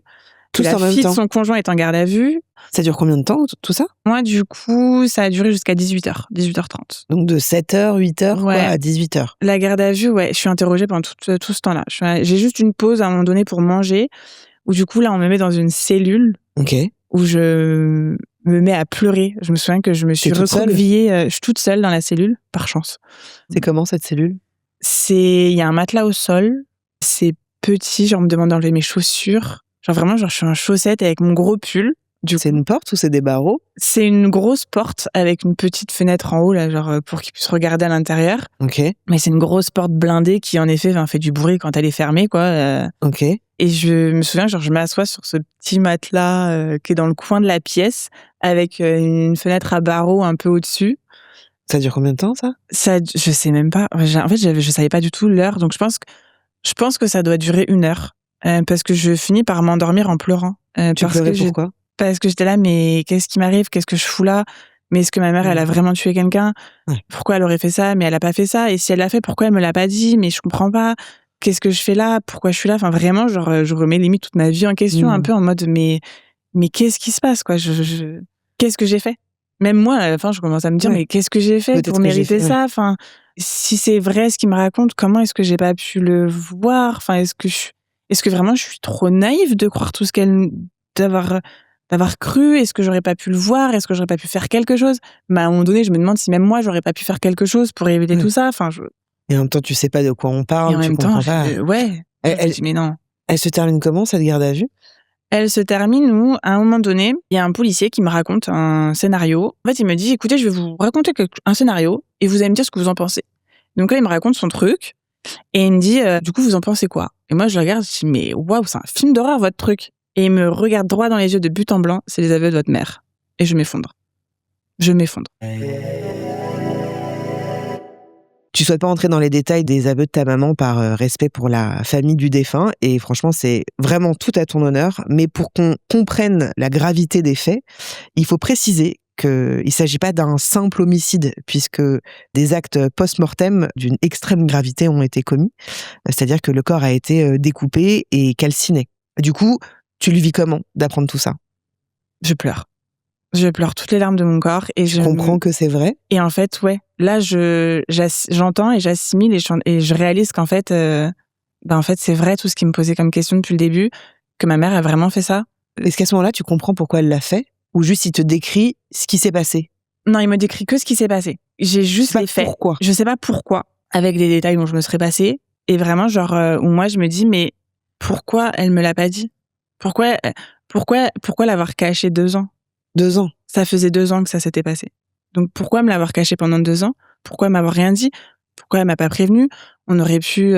Pourquoi elle a fait ça? Et comment elle a pu faire ça? Et comment moi j'ai. Enfin vraiment, mais t'as pas de réponse, quoi. En fait, que du pourquoi, et vraiment elle m'a encore menti pendant 2 ans. Ouais. Tu ressens de la colère, de la trahison, un truc? Ou... Je ressens une sorte de trahison parce que je comprends pas pourquoi un truc aussi important, je suis pas au courant. Je comprends que c'est pour me protéger et qu'au final, heureusement que j'étais au courant de rien finalement dans tout ça.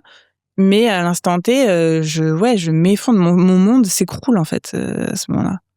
Tu m'étonnes. T'as pas eu peur d'être inculpée pour complice d'homicide Ben, en fait, je comprends que eux pensaient que j'étais au courant. Et le policier, en fait, me le dit. Et il me dit, on avait vraiment des doutes. Pour nous, c'était impossible que vous, sa fille, vous soyez pas au courant de tout ça. Mais votre réaction nous prouve qu'en fait, en effet, vous saviez rien, quoi. Comment je me suis effondrée, ça a prouvé que j'étais au courant de rien. Et dans ma tête, je me suis dit, mais les gars, ça fait depuis ce matin quand je vous dis ce que je sais. Mais et bon, qu'en gros, je sais rien, quoi. Ouais, mais en même temps, ils sont pas rentrés dans le... Là, c'était que des questions de... Et puis, c'est leur taf aussi d'être sûr. Et puis, je peux très bien mentir. Et puis, voilà, après, je comprends que c'est leur taf et tout. Mais c'est dur à vivre, j'imagine. Mais moi, j'étais là en mode, mais il faut que je m'effondre pour que vous me pour qu'on puisse me croire. Alors que moi, vraiment, je sais rien. Est-ce que t'as pas l'impression que pendant toute cette journée et ce moment-là, il y a un côté un peu harcèlement, tu sais, on continue de te poser des questions, tu sais, ce truc de, et là, vous étiez où? Et vous avez fait quoi? Et machin, et je te repose la même question autrement. Est-ce que tu ressens ce truc-là, ou alors t'es, Vraiment, après, c'est leur jeu psychologique où je ressens qu'il y en a un qui est un peu dans l'empathie et un autre qui est vraiment dans le mode, mais vous êtes sérieuse? Ah ouais.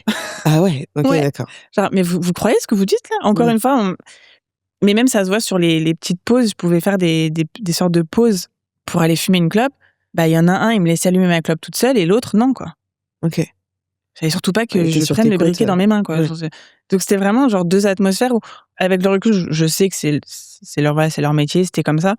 Mais moi, à ce moment-là, ce jour-là, je suis un peu focus sur l'annonce qu'on vient de me faire et donc, justement, suite à cette annonce, est-ce que tu te dis, si elle m'avait mis dans la confidence, est-ce que j'aurais fait autrement? il faut qu'il se passe quelques jours quand même avant que. Mais je me dis. Attends, juste après, suite à ça, tu rentres chez toi? Mon père vient me chercher, ouais. Mon père vient me chercher. Je rentre chez mon père. Ok. Et mon père me garde à peu près 2-3 jours chez lui parce qu'il sait comment je suis. Et du coup, il me l'a dit après. Il m'a dit, je m'étais dit, elle partira une fois qu'elle aura craqué. Parce que je m'autorisais pas à craquer. Je survolais un peu le truc. Et en fait, il y a un jour où, oui, au final, j'ai fini par lâcher et par dire, mais en fait, aujourd'hui, je suis la fille d'une meurtrière. Je vais être cataloguée comme telle. Je vais être jugée. Et du coup, en fait, j'ai fini par craquer, par en fait un peu briser ma carapace. La seule personne avec qui je brisais ma carapace à ce moment-là, à cette époque-là, c'était avec mon père. Et lui a fait en sorte que je lâche, en fait. Que je lâche tout, que j'arrête de faire la fille forte devant mon père et ma belle-mère à ce moment-là. Et juste que j'assimile le truc, quoi. Et ils étaient là en soutien, quoi. Ouais. Et du coup, pardon, je t'ai coupé la parole tout à l'heure quand je t'ai dit, mais est-ce que si t'avais su, est-ce que t'aurais fait différemment? Je me suis posé la question, si j'avais su, est-ce que j'aurais dénoncé ma mère ou est-ce que j'aurais pas dénoncé ma mère? Et aujourd'hui, je sais pas ce que j'aurais fait. Et je suis très contente de n'avoir pas eu à me poser la question. En fait. Parce que je sais pas ce que. Après, il faut vivre avec ce truc-là. Si tu dénonces pas, bah, du coup, moi, en fait, j'aurais pu aller en prison, du coup, parce que j'aurais pu être complice, quoi. Complice. Et en même temps, si j'avais dénoncé, te dire que c'est à cause de moi que ma mère est en prison. Ouais, c'est terrible. Donc en fait, aujourd'hui, je sais que elle me l'a dit, qu'elle m'avait rien dit justement pour me protéger et pour pas que j'ai ça sur la conscience. Et là-dessus, j'en suis reconnaissante. En fait, aujourd'hui, vraiment, je lui dis merci de rien m'avoir dit parce que j'ai pas eu à me poser la question et j'ai aucun poids sur les épaules. À ce sujet-là, quoi. Est-ce qu'à ton retour à Paris, tu parles de ce qui se passe dans ta vie à tes proches, à tes amis? Mon cercle très fermé. J'en parle du coup à ma meilleure amie. J'en parle à 2-3 copines vraiment très très proches. J'en parle du coup avec mon père. Et la famille de mon père est au courant. Mais du coup, ils sont là, mais si j'ai besoin. Personne va venir me poser trop de questions. Mais clairement, ils sont là, quoi. T'as honte? Oui et non. En fait, j'ai un peu honte parce que c'est jamais facile de se dire que, en fait, on voit un peu les familles de personnes carcérées comme les familles cassées dans des catégories sociales un peu bien spécifiques et tout. Et en fait, je me dis, mais aujourd'hui, je suis la fille d'eux ou en fait, ça arrive pas qu'aux autres et comment je vais assumer ça? Et si on me parle de ma mère, je vais dire quoi? Et si je suis contactée par les journalistes? Et si je suis suivie quelque part? Si mon visage apparaît? Si... Enfin, j'ai un peu honte. Un peu honte, mais en même temps, moi, j'ai rien fait. Mais ta maman, elle est où à ce moment-là? Ma mère, elle est en maison d'arrêt. Ok. Après, juste toi, ta garde à vue, t'as pas vu ta maman? Non, parce qu'on n'était pas dans le même commissariat. T'as pas pu l'appeler? J'ai pas pu l'appeler, j'ai pas pu la voir, j'ai pas pu lui parler, enfin vraiment, genre rien du tout. C'était dur, ça? Oui et non. Enfin, en fait, moi, vraiment, quand je suis sortie de ma garde à vue, je suis rentrée directement avec mon père et je savais que le lendemain, ma mère allait être transférée en maison d'arrêt. Ah, on te l'avait dit ça? Ouais. Et du coup, je pouvais, si je voulais, aller devant le commissariat et attendre qu'elle sorte pour la voir. Mais en fait, je l'aurais vue passer. J'aurais pas pu lui parler, en gros. Mais j'étais pas dans un état psychologique pour le faire et mon père ne voulait pas du tout non plus que je le fasse. Sur les premiers jours, c'était plus, il fallait que moi j'assimile et au final, après, oui, j'avais le truc du OK, mais je peux pas l'appeler. Bah non, je peux pas l'appeler. Je peux pas la voir non plus. Bah, là où elle est, enfin, en fait, c'est vraiment, il y a le côté où je commence à réaliser que je vais pas pouvoir l'appeler. Ah bah tiens, je vais aller la voir. Bah non, en fait, je peux pas aller la voir. C'est pas un hôtel, je peux pas y aller, quoi. Du coup, j'ai des nouvelles par l'avocat seulement. OK, par ton avocat? Par son avocat à elle. Parce que moi, du coup, j'en ai jamais pris. Bah, il me dit où elle est, que je peux lui écrire. Donc, il me donne son adresse, le numéro d'écrou. Donc là, j'apprends tout un nouveau vocabulaire aussi. En fait, les détenus, ils sont identifiés par des numéros d'écrou. Un écrou comme... Ah, c'est pas un crew, genre non. C'est mon crew. Ouais, non. Non, d'écrou. D'écrou comme le truc de bricolage, là. C'est un peu un écrou. D'accord. Ah, ok. D'accord. Voilà. Ils sont identifiés par... c'est pas des matricules non plus, quoi. C'est vraiment genre des écrous, ça fait un peu... Et du coup, j'apprends ça, je me dis, OK, donc pour lui écrire, il faut que j'écrive en mettant son nom, son numéro. Donc, je me vois écrire sur une enveloppe une adresse qui correspond à une maison d'arrêt. Donc, je me dis, mais en fait, le facteur va savoir que j'envoie ma lettre. Vraiment des trucs tout bidons, mais où je me dis, ah ouais, mais en fait, du coup, on va voir que... On m'informe que mon courrier va être lu par la juge avant d'être transmis pour vérifier ce que on t'explique tout ça. Ouais, il m'explique ça, que ma mère peut m'écrire, mais que pareil, les courriers sont lus. Et que si je veux la voir, il faut que je fasse une demande, donc il faut que je fasse un courrier au juge pour demander la permission d'aller voir ma mère. Et tu lui écris, du coup? Je lui écris. Quoi? Les premières lettres, je lui écris en mode « T'inquiète pas, maman, ça va aller, j'ai appris ce qui s'est passé, pourquoi tu m'as pas dit, mais je suis là ». Et puis après, il va y avoir des lettres genre « Mais comment t'as pu me faire ça ?» Tu passes par de la colère. Ouais, vraiment, ça fait un peu comme un deuil, genre plusieurs étapes où je suis triste, je suis là, mais tu m'as fait ça, je t'en veux. Après, je culpabilise de ma lettre, de lui avoir dit que je lui en voulais. Donc après, je me dis, mais elle va être triste dans sa cellule, toute seule. Je voudrais surtout pas qu'elle soit triste et qu'elle ait des idées cheloues qui lui passent par la tête. S'il lui arrive un truc, ça peut être de ma faute parce que je lui ai dit ça. Donc non, mais finalement, t'inquiète pas, maman, je suis là pour toi.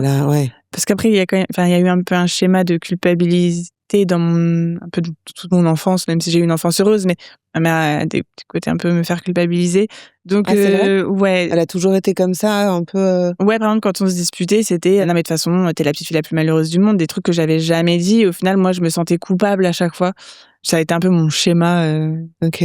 C'était toujours un petit peu de ta faute, quoi. Ouais, c'était toujours un petit peu de ma faute et jamais trop de la sienne. Donc bon. Du coup, j'ai toujours eu un peu ce peur de culpabilité, enfin, ce truc de culpabiliser et de me dire que s'il lui arrivait quelque chose là-bas, ça allait être de ma faute. Ouais, ok. Et elle te répond à ces lettres? Ouais, elle me répond, mais forcément, quand je suis en colère, elle me répond qu'elle comprend pas, qu'elle a besoin de moi. Elle comprend pas que t'es en colère? Ouais, genre, mais je comprends pas pourquoi tu dis ça. Moi, j'ai toujours cherché à te protéger. T'es la seule personne qui me reste. T'es la seule personne qui est là pour moi. Sans toi, je suis plus rien. Enfin, après, il y a un schéma aussi où, je sais pas, de leur côté, psychologiquement, elles se retrouvent enfermées, etc. Donc, je pense que ça doit pas être facile. Et en même temps, du coup, il y avait plus d'alcool pour plus faire face à ses soucis. Puis elle est dans un monde qu'elle connaît pas. Enfin, donc ça reste compliqué. Et pendant plusieurs mois, en plus, on me refuse mes demandes de parloir. En fait, je n'ai pas le droit d'aller la voir. Tu sais pourquoi? Parce que du coup, je suis sa fille et qu'ils veulent pas qu'elle puisse déformer mes propos. Enfin, que je puisse être influencée par ce qu'elle pourrait me dire. Parce que là, du coup, elle est en maison d'arrêt, elle est pas en prison. Non, c'est quoi la différence? La différence, c'est que les maisons d'arrêt, c'est pour les personnes qui sont en attente de procès ou qui sont en fin de peine ou qui ont des petites peines. Et les prisons, c'est pour les personnes qui ont déjà été jugées et qui ont des peines plus lourdes. Je te pose la question, j'ai la réponse. Oui, d'accord. Mais par contre, le lieu est plus ou moins le même, quoi. Ça ressemble à des cellules de prison. C'est la même chose, sauf qu'on le nomme différemment. Et du coup, ces lettres, vous vous envoyez pendant combien de temps des lettres avant de Franchement, vous voir? Il s'est passé presque 6 mois, 4 ou 6 mois. Ah ouais, c'est quand même beaucoup. Ouais. Ok. Et vous vous écrivez ces lettres et au bout de 6 mois, tu la vois. Est-ce que tu peux me parler de cette première fois? Alors cette première fois, elle est hyper bizarre parce que j'arrive dans un monde où déjà je suis très contente de pouvoir aller voir ma mère, mais en même temps je suis triste parce que j'arrive. En plus je me sens hyper mal à l'aise déjà quand j'arrive. Mon père m'emmène, toujours ce petit soutien. Je t'ai pas posé la question, ton père, comment il a pris toutes ces infos-là? Comment il a réagi? Du coup, il a réagi en mode je suis en colère contre ta mère de ce qu'elle te fait Subir. Ouais. Mais il va pas me montrer plus de trucs. Il va pas te dire, je suis pas surpris, c'est hyper étonnant, je suis choquée. Ouais, il est choqué, il est surpris. Je sais que du coup, il a eu besoin d'en parler. Il a eu une longue conversation avec un ami à lui parce que il avait aussi un besoin un peu de se confier, mais je sais pas ce qu'il a dit, je sais pas. Face à moi, il est resté toujours très fort pour être mon pilier en fait. Du coup, et ça t'a fait du bien?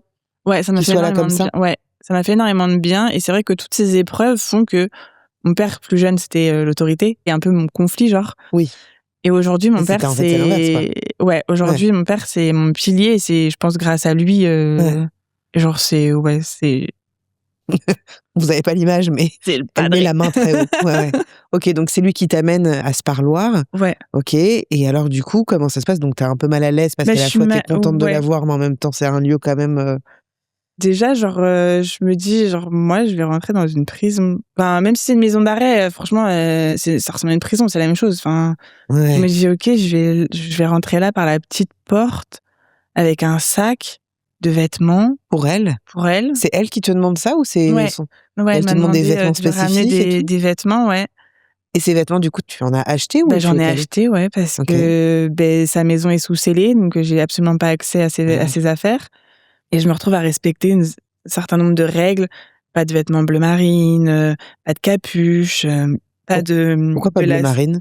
Parce que c'est la couleur des surveillants pénitentiaires. D'accord. Donc pas de bleu marine, pas de capuche parce que, je sais pas, peut s'étouffer, j'en sais rien, enfin des règles... Tu peux cacher quelque chose. Ouais, et puis pas plus de 6 culottes, pas plus de 2 pantalons, pas plus de 4 t-shirts, enfin vraiment des règles. Ouais.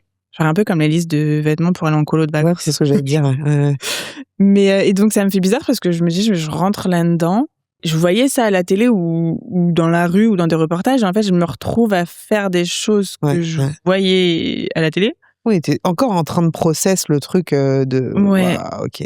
Et du coup, j'entre et je sais pas du tout comment ça va se passer. Donc, je suis hyper dans l'inconnu. Le personnel, il est comment? Est-ce que c'est froid? Le personnel est hyper cool. Ok. Le personnel est hyper cool. Le lieu est froid? Le lieu est un peu froid. Mais on rentre dans une... En fait, quand je rentre, il y a plein de tables et de chaises. Et il y a des bénévoles qui sont là pour accueillir les familles, qui proposent un café, un petit biscuit, vraiment en mode pour vraiment détendre un peu le truc, mettre un peu de confort dans un endroit qui est pas du tout confortable. Le personnel pénitentiaire souriant. Moi, je savais pas trop quoi faire, donc j'arrive, je vais voir à l'accueil le policier. Je lui dis voilà, je viens voir telle personne, je sais pas trop comment ça se passe.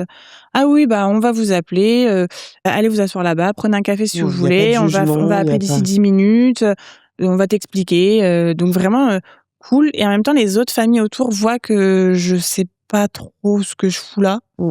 Et ils aident un peu, enfin, on m'appelle par son nom à elle. Famille machin, donc moi je me lève. Et là t'es toute seule du coup? Je suis toute seule du coup à ce moment-là et c'est vraiment genre ok votre carte d'identité. Ah ok, donc je donne ma carte d'identité.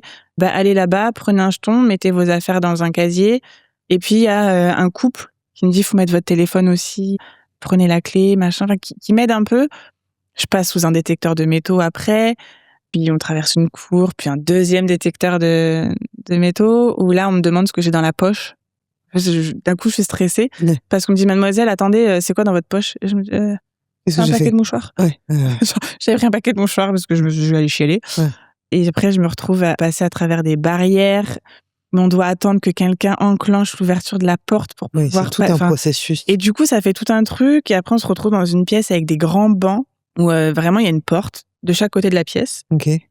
Et tout le monde rentre, tout le monde s'assoit. Donc en fait, vraiment, je me retrouve à faire un mimétisme de ce que les autres font parce que... Les autres familles? Parce que je sais pas ce que je dois faire.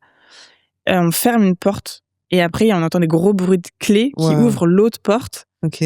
Et par chance, à cette époque-là, pour les parloirs de femmes, c'était dans une pièce où il y avait les rencontres de famille. Où du coup, c'est là où les enfants venaient voir leurs parents. Donc c'était des tables avec des chaises, il y avait un espace de jeu, il y avait des peintures hyper colorées au mur. Un peu joyeux. Ouais, voilà, ça rendait le truc un peu... Et je me dis, en fait, ça va, genre, ça va. Et puis, je vois ma mère qui arrive. Qui arrive alors qu'il y a toutes les autres familles? Ouais, en fait, ça fait comme une salle de classe, un peu de primaire ou de maternelle, je sais pas, avec des tables et une chaise d'un côté et 2 chaises de l'autre. D'accord. Et puis qui sont mises les unes un peu dans la pièce. Comme ce qu'on voit à la télé. Ouais, voilà, ouais. Et puis vraiment la surveillante pénitentiaire assise dans un canapé. Et du coup, quand ta maman elle arrive, qu'est-ce qui se passe? Quand ma mère arrive, il y a un truc genre waouh, Choc. Ouais, un peu un choc, genre pas maquillée, pas coiffée, pas avec une tenue avec habillée vraiment en mode cool, un peu amaigrie quand même, les racines blanches qui apparaissent parce qu'il y a plus de coiffeur. Et puis en même temps, on se jette dans les bras l'une de l'autre, genre je revois ma maman. À ce moment-là, je redeviens un peu l'enfant qui retrouve sa maman. Tu pleures? Et ouais, je pleure. On se fait un câlin qui dure je pense des plombes et on pleure toutes les deux. Et je redeviens l'enfant qui est très contente d'être dans les bras de sa mère. Ouais, qui a besoin d'être cajolée. Ouais. Vous vous dites quelque chose pendant ce câlin? On se dit qu'on s'aime en fait, genre et genre je sais qu'elle s'excuse plein de fois. Pardon, je suis désolée, je suis désolée, plein de fois. Et ce premier parloir est vraiment genre en mode on se retrouve, on se tient la main pendant tout le parloir. Genre on est face à face et on se touche la main pendant les 45 minutes. Vous avez le droit, ouais. Ouais, on a le droit au contact. Et vraiment pendant les 45 minutes, on se touche la main, quoi. Et est-ce que vous parlez de l'affaire ou pas plus que ça. En fait, vraiment, on n'en parle pas plus. Là, c'était vraiment genre en mode retrouvailles, où elle s'inquiète plus de savoir comment moi je vais et comment je vis le truc. Ok. Plus dans ce sens-là, où elle cherche à me rassurer aussi, t'inquiète pas, ça va. Ouais, mais toi, tu poses pas de questions. Non. T'es pas encore dans ce truc de pourquoi tu m'as pas dit. Ouais, qu'est-ce non, qui s'est pas passé. encore. Je suis pas encore dans ce truc-là. T'es pas là, t'as juste besoin de la voir, de voir que. Ça a duré 45 minutes, c'est ça? 45 minutes, ouais. Comment tu te sens à la fin de cet entretien-là? Est-ce que tu te sens soulagée? Ça t'a fait du bien ou c'est lourd? Ça m'a fait du bien, mais en même temps, je me suis pris une autre claque dans la gueule où, en fait, elle est là. C'est concret, là. Ouais. Elle est là-dedans. Le parloir, là, ça va devenir une routine? Tu vas la voir plus souvent? Étrangement, ça devient une routine où tous les 15 jours, je vais la voir, en fait. Et puis en même temps, entre-temps, on a pu enregistrer mon numéro de téléphone, donc elle pouvait m'appeler aussi de là-bas. Et elle t'appelle souvent? Ouais, elle m'appelle assez régulièrement, et même encore aujourd'hui, elle m'appelle une fois par semaine. Est-ce que tu commences à tisser des liens avec le personnel de la maison d'arrêt? Ouais. Ouais. C'est trop chelou. Ouais, pourquoi c'est chelou? Mais en fait, c'est grave bizarre parce que c'est vrai qu'en fait, ça devient... les parloirs deviennent le quotidien. Des fois, je dis oui, elle m'a demandé de ramener ça. Est-ce que c'est bon? Il y a bien eu l'autorisation? Oh là là, mais ta mère, elle nous a fait chier avec ce truc-là. Oui, c'est bon, on va laisser passer. Ça te fait du bien que ça se passe un peu comme ça? Ouais, franchement, ça fait du bien parce que quand on arrive, en fait, ça fait du bien de se dire... Il y a un peu d'humanité, quoi. Le personnel pénitentiaire, est hyper humain, cool, souriant, et en fait, ils nous prennent pas pour des coupables. En fait, ils savent très bien qu'on vient voir quelqu'un et que l'histoire, elle a rien à voir avec nous. Et en fait, ça rend le truc agréable. Je savais que quand j'y allais... c'est plus doux, c'est plus... c'est pas rude et froid et ça coûte, quoi. À ce moment-là, dans ta vie, à toi, personnelle, comment ça se passe? Est-ce que t'es en couple, t'es célibataire? En gros, au tout début, quand j'ai eu ma première garde à vue, ma seule garde à vue, je me souviens que je fréquentais quelqu'un et j'avais dû justifier pourquoi pendant 48 heures j'étais pas joignable, puisque mon téléphone a été gardé par la police. Donc j'avais plus de téléphone, j'avais plus rien. Donc j'ai expliqué que j'étais pas joignable parce que j'étais en garde à vue. Et cette personne-là, en gros, du coup, a souhaité arrêter et m'a clairement dit ton histoire, elle me fait peur, en fait. T'entendais ou pas? Ouais, je pouvais le comprendre, je pouvais l'entendre. Et après, j'ai rencontré quelqu'un. Au bout de 3 semaines, je me rappelais pas que ça faisait 3, mais au bout de 3 semaines, je lui ai raconté que ma mère était incarcérée.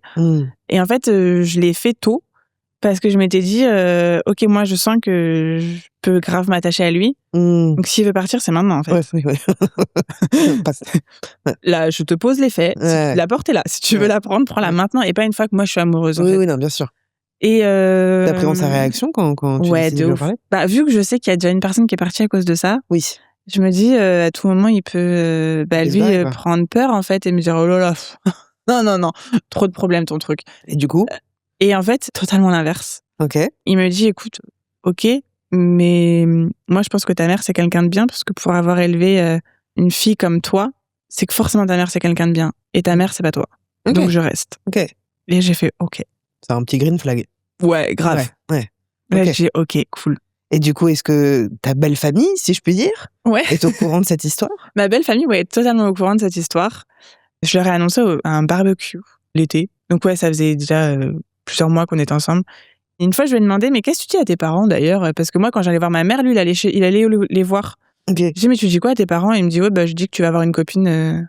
Et moi, dans ma tête, je me dis, waouh, il ment à ses parents à cause de moi. Enfin, ma mère m'a beaucoup menti. Ouais, et pour moi, c'était inconcevable qu'il mente à ses parents. Ouais. Donc j'ai dit, ok, non, c'est pas possible. Tu vas arrêter de mentir à tes parents. Je vais leur dire.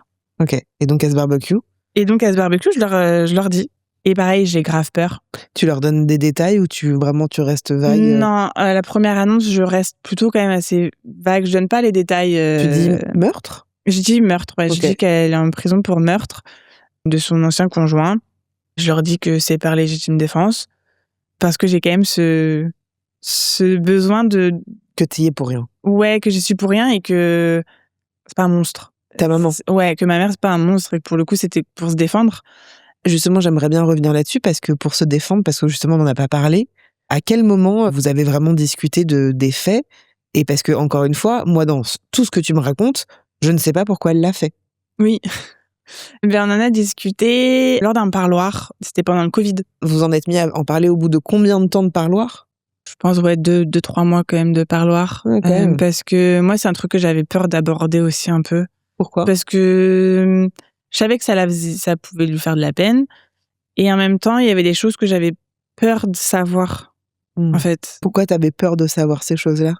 En fait, j'avais peur que ça abîme l'image que je pouvais avoir de ma mère. Ouais. J'avais peur d'avoir trop de détails qui pouvaient, moi, en fait, me faire du mal aussi. J'avais pas envie d'être trop affectée.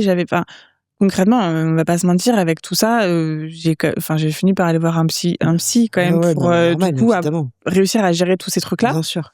Et du coup, je sais qu'il y a des choses que je voulais pas savoir en mode crescendo. Genre, j'assimile déjà une info. Oui. Je processe le truc tranquille. Je gère le truc et quand je suis prête, vas-y, je te demanderai peut-être plus d'infos. Ok. Mais du coup, c'était peut-être 3 mois avant que vraiment on aborde le truc du ok. C'est toi qui aborde C'est moi qui aborde le sujet, parce que c'est vrai que ça n'a jamais trop été elle qui l'a abordé. Et en fait, je lui demande de m'expliquer ce que j'ai pu lire. Ouais. Parce que du coup, il y a eu des articles qui ont été écrits, que j'ai fait l'erreur de lire. Mais bon, en même temps, je pense que n'importe qui l'aurait fait. C'est ton histoire, c'est pas ton histoire, mais c'est ton histoire quand même. Voilà. Il y a du coup un reportage qui a été fait aussi à la télé, que du coup j'ai regardé. Du coup, forcément, j'ai demandé des explications on a dit ça, pourquoi on a dit ça? Est-ce que vraiment c'est ce que t'as fait? Est-ce que vraiment c'est... Alors, est-ce que tu peux m'en parler de pourquoi elle a fait ça? Parce qu'à ce moment-là, c'était une situation où ils étaient en altercation et en fait, c'était elle ou lui, et lui aurait menacé de s'en prendre à moi. Donc, dans la panique... Ok, donc ils se sont engueulés. Ouais, ils se sont en gros, elle serait allée chercher des affaires et serait tombée nez à nez du coup dans son ancienne maison. Parce qu'il allait être... parce qu'il était là, et en fait, ils sont tombés nez à nez alors qu'elle avait fait en sorte de pas le croiser. D'accord. Et du coup, altercation, elle s'est cachée, il l'a trouvée, altercation, menace, et le coup est parti. Ok, avec une des armes qui était dans la maison. Exactement. Ok, en fait, elle a fait ça dans son récit à elle pour se défendre, parce que sinon... Voilà. Et parce que du coup, il a dit qu'il allait s'en prendre à toi. Ouais. Donc elle a fait ça pour te protéger aussi. Oui. Ouah, c'est lourd. Ouais. C'est lourd à porter, ce truc, quand même. Ouais, non? un peu, ouais. Surtout que l'information qu'il s'en est pris à moi, je l'ai appris qu'au procès. Parce qu'elle voulait pas que je sache que j'avais un truc... j'avais un petit... c'est dur, sujet ça. me concernant dedans, donc du coup, c'était pas ouf. Et la famille de ta maman, elle se place comment dans cette histoire, au final? Parce qu'on n'en a pas parlé encore. Totalement absente. Ah ouais? Ouais. Genre, t'as aucun contact nulle part? J'ai des contacts avec mes grands-parents. D'accord. Qui vivent très mal la situation, forcément, on va pas se mentir. Ok, j'ai un contact assez distant avec une de mes tantes. Ouais. Quand j'ai un contact distant, c'est qu'on s'appelle pas, on s'écrit pas, mais ça va être sur les réseaux, bon anniversaire, on va liker des trucs sur publications, Insta, voilà. On s'est croisés à l'enterrement de mon oncle. Ouais. Parce qu'entre-temps, du coup, j'ai mon oncle qui est décédé. Ok. Et du coup, j'ai recroisé toutes mes tantes, parce qu'ils étaient assez nombreux, pas mal de frères et sœurs. Ouais. Et en fait, je me rends compte à cet enterrement que j'en ai qu'une seule qui est cordiale avec moi. Ah ouais. Et c'est la seule qui, du coup, sur les réseaux, avait un lien, genre en mode liker des trucs. Mais à aucun moment, j'ai aucune de mes tantes qui ne me demande comment je vais. Ah ouais, putain. Aucune. Le seul, en fait, c'était mon oncle. Qui est décédé. Qui est décédé, ouais. Comment tu le vis, ça, le fait que personne s'intéresse vraiment Je le vis pas bien, mais en même temps, ça m'étonne pas d'eux. Ah ouais, pourquoi? Parce qu'ils étaient pas proches Famille un peu conflictuelle, famille un peu à problème. Un coup jaloux d'un tel, un coup je te parle, un coup je te parle plus. Ouais.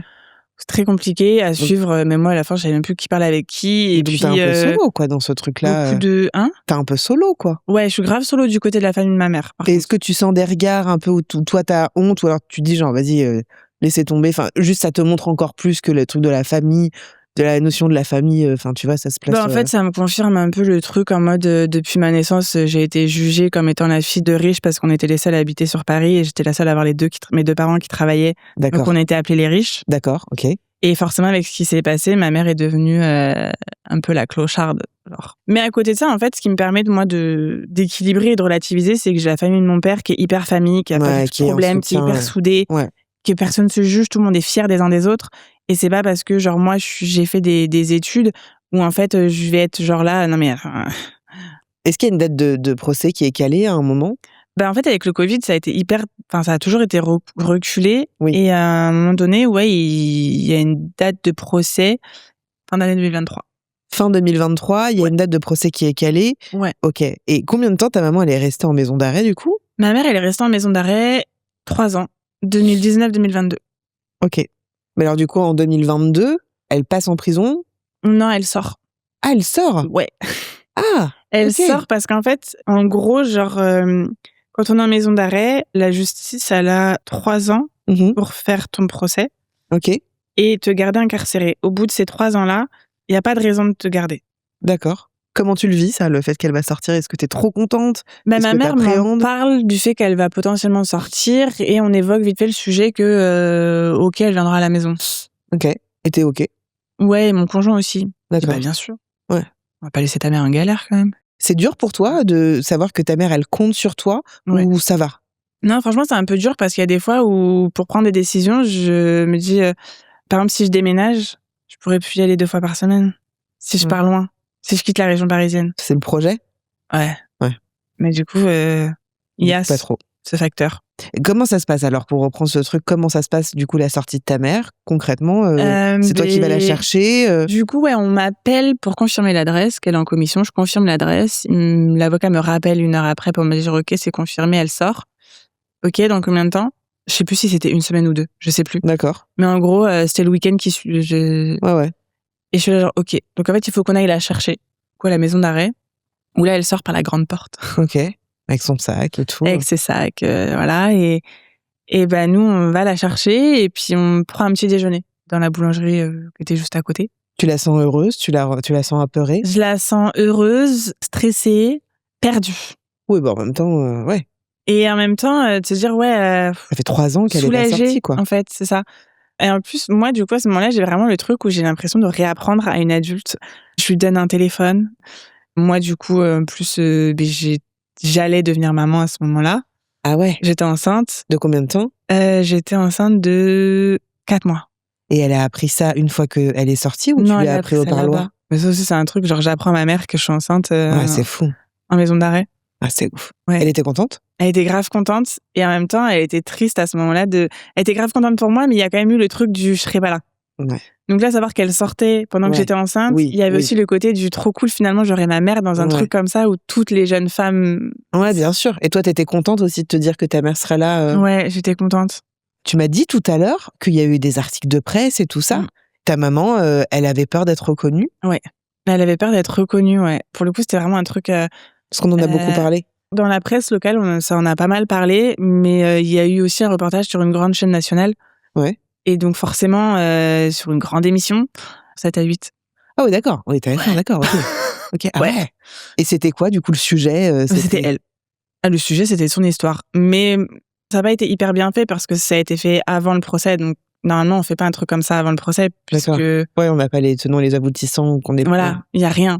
À part les on-dit des voisins et des enquêteurs, moi, j'ai refusé d'y participer via l'avocat. Okay. J'avais prévenu l'avocat de ma mère qu'il était hors de question que je participe à quoi que ce soit. Enfin, moi, j'étais en train d'assimiler l'info. Donc, c'est le truc qui est sorti vraiment quelques mois après. Oui, non, mais c'est les médias. Donc, pour moi, c'était à ce moment-là inconcevable. Et ouais, non, mais de ouf, bien sûr. Il y a 7 ans. Ouais. Et t'as regardé ce reportage ? Ouais. T'en as pensé quoi alors ? J'étais très en colère après ce reportage. Parce qu'il était très à charge. Et il y avait beaucoup de choses qui étaient dites où j'étais pas d'accord. Des personnes interrogées dedans qui décrivaient ma mère d'une certaine façon, en mode, quelqu'un qui dit elle a porté mon enfant et mon enfant était dans les bras d'un monstre. Mais dis pas, tu reconnais pas ça, quoi. Ouais, non, en fait, on sait pas ce qui s'est passé, on sait pas. Et des gens qui pouvaient le décrire, lui, Jean, d'une façon très, très gentille, alors que plus personne lui parlait. Il était fâché avec tout le monde.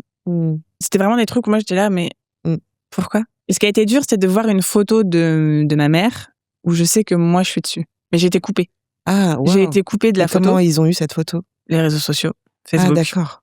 Pourquoi t'en parles ici ? Parce que c'est la première fois que t'en parles publiquement. C'est la première fois que j'en parle, ouais. Parce que je me dis qu'aujourd'hui, j'ai eu le temps d'assimiler tout ce qui s'est passé. Les procès ont eu lieu, tous les verdicts sont tombés. Et je sais pas, je sens que c'est hyper bienveillant, donc je sens que je vais pas...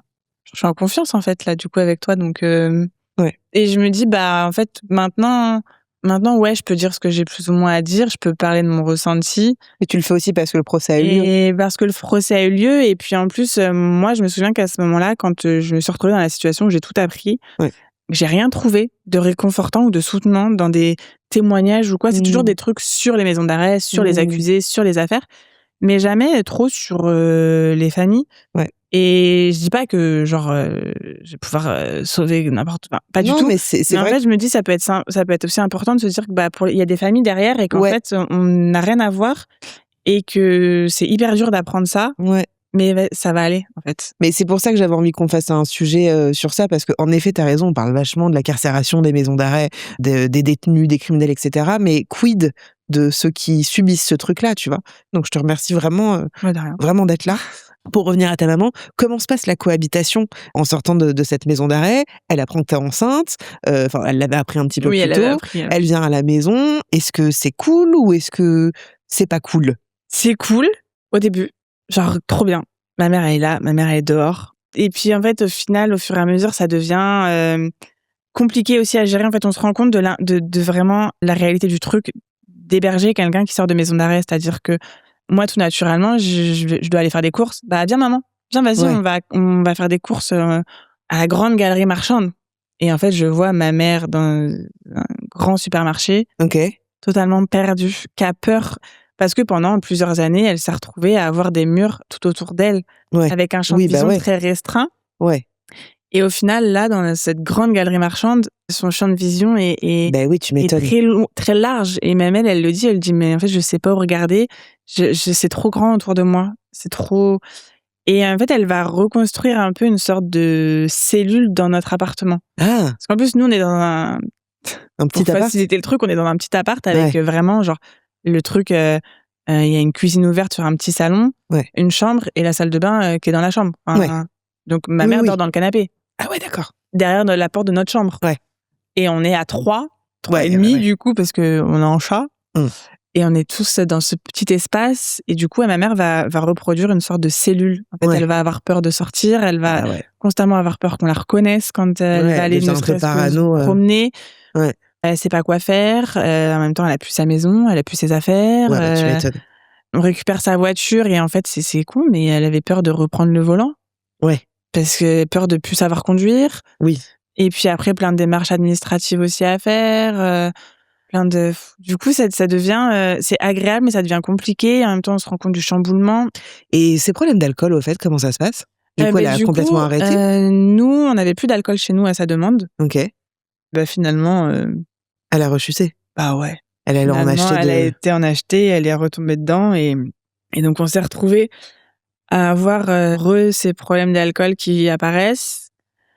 Mais moi, j'avais pas trop le temps de me focus dessus parce que moi, ma grossesse avançait.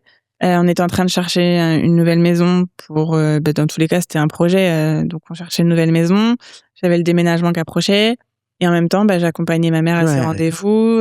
C'est lourd au final quand même. Enfin, c'est quand même des contradictions, des paradoxes, des trucs où elle arrive à la maison, bon, c'est un peu relou parce que petit, machin, elle refait un peu la cellule comme tu disais, ça se passe bien et puis tu sens que ça rechute, donc t'as un peu...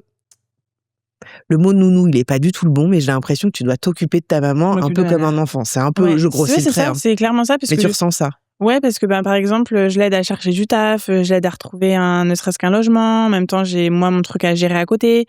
J'essaie de faire tampon entre mon conjoint et elle aussi, parce que ça devient un peu aussi lourd pour mon conjoint. Enfin, à chaque fois qu'il se lève, il peut pas prendre son petit déj comme avant parce que y a ma mère qui dort dans le canapé. C'est devenu un peu. À chaque fois qu'il rentre du travail, ma mère elle est toujours là, mais tout le temps dans le canapé. Ça chamboule nos habitudes et puis ça commence à redevenir conflictuel avec ma mère aussi à cause de l'alcool. Nous, on peut plus forcément inviter tout le monde à la maison parce qu'à chaque fois il y a ma mère qui est là.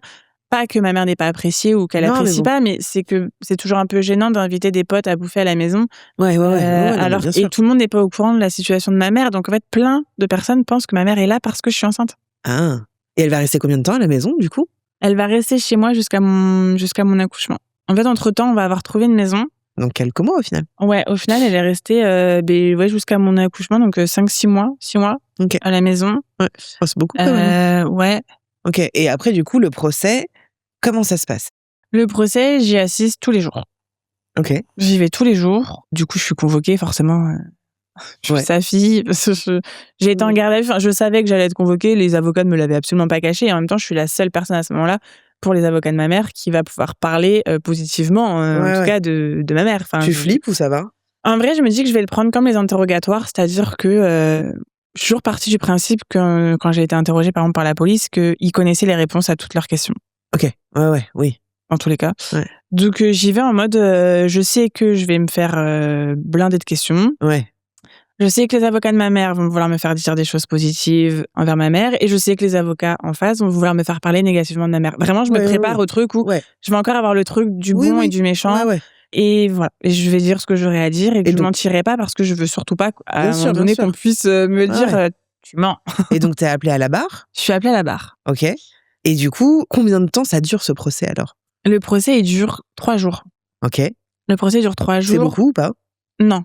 Ok. Non, c'est pas forcément. Non, c'est pas beaucoup. C'est à peu près le temps moyen pour les affaires de ce type-là, parce qu'il y a quand même pas mal de personnes à interroger, pas mal d'experts à venir, les enquêteurs, les experts, les machins. Il y a une partie analyse de sa vie à elle, une partie analyse psychologique, une partie analyse psychiatrique, médico-légale, enfin des trucs. Donc ça dure 3 jours. Moi, je suis interrogée. Enfin, je passe à la barre dès le premier jour. Comment tu le vis ça d'être appelée et de devoir parler dans un tribunal ? En fait, j'ai trouvé le truc moins impressionnant que ce que je pensais parce que c'était pas le grand tribunal, c'était une annexe parce qu'il y avait des travaux. Donc c'était vraiment une petite salle où en fait je suis vraiment pas loin du président. Ouais. Je suis pas loin du jury et en fait ma mère comparait en libre puisqu'elle est dehors à ce moment-là. Oui. Donc elle est pas dans un box, elle est assise à côté de ses avocats et en fait moi dans la salle, je suis assise juste derrière elle donc je peux lui tenir la main, je peux la toucher, je peux clairement, pendant les pauses, on va bouffer ensemble, en fait, pour les pauses repas. Ouais. Quand il y a une pause entre les personnes qui sont interrogées, on sort ensemble, elle est vraiment en mode libre, quoi. Ouais. Ok. Ouais. Donc, ça va, en fait. En soi, ça se passe bien, celui-là. Est-ce que tu assistes à la diffusion d'images sensibles ? Parce que du coup, il y a des images. Ouais, il y a des images qui sont diffusées. À un moment donné, en fait, le président dit qu'ils vont diffuser des images et il propose à la famille de Jean, qui est présent, si elles veulent sortir de la pièce, puisque ça peut être des images qui peuvent heurter. Ouais, parce que c'est du corps. Voilà. Et donc, du coup, elles sortent. Et moi, je prends la décision de sortir aussi. À la base, je m'étais dit, je vais rester. Et quand il pose la question, vraiment, à ce moment-là, je me dis, mais moi aussi, en fait, pourquoi il me pose pas la question à moi aussi ? Moi aussi, je vais sortir. Je veux pas. Je sors. Donc, je sors de la pièce. Et c'est le seul moment auquel j'assiste pas. Et donc, à ce moment-là, t'es avec la famille de la victime ? Je suis avec la famille de la victime. Comment ça se passe ? Dans le hall. Eux sont d'un côté, moi, je suis de l'autre. Je suis avec une amie très proche à moi. J'avais mon père aussi qui était présent, mais lui reste. Parce que ça lui tient à cœur d'assister à tout ça. Et au final, après, me dit que j'ai eu très fortement raison de sortir. Que même lui n'a pas trop assumé d'être resté, on va dire. Ouais.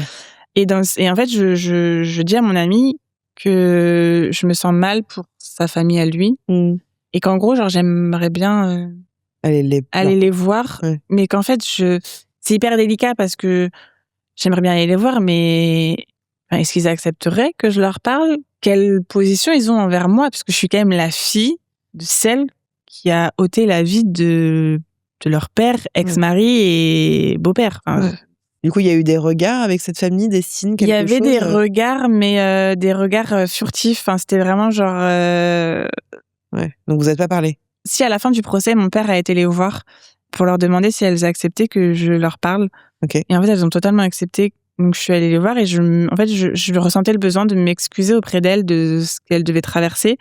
J'ai dû parler de lui et comme moi, j'avais pas une très bonne relation avec lui, je me suis excusée d'avoir dû parler négativement de lui devant elle dans un moment si difficile et que j'étais désolée et en fait elles ont été hyper bienveillantes.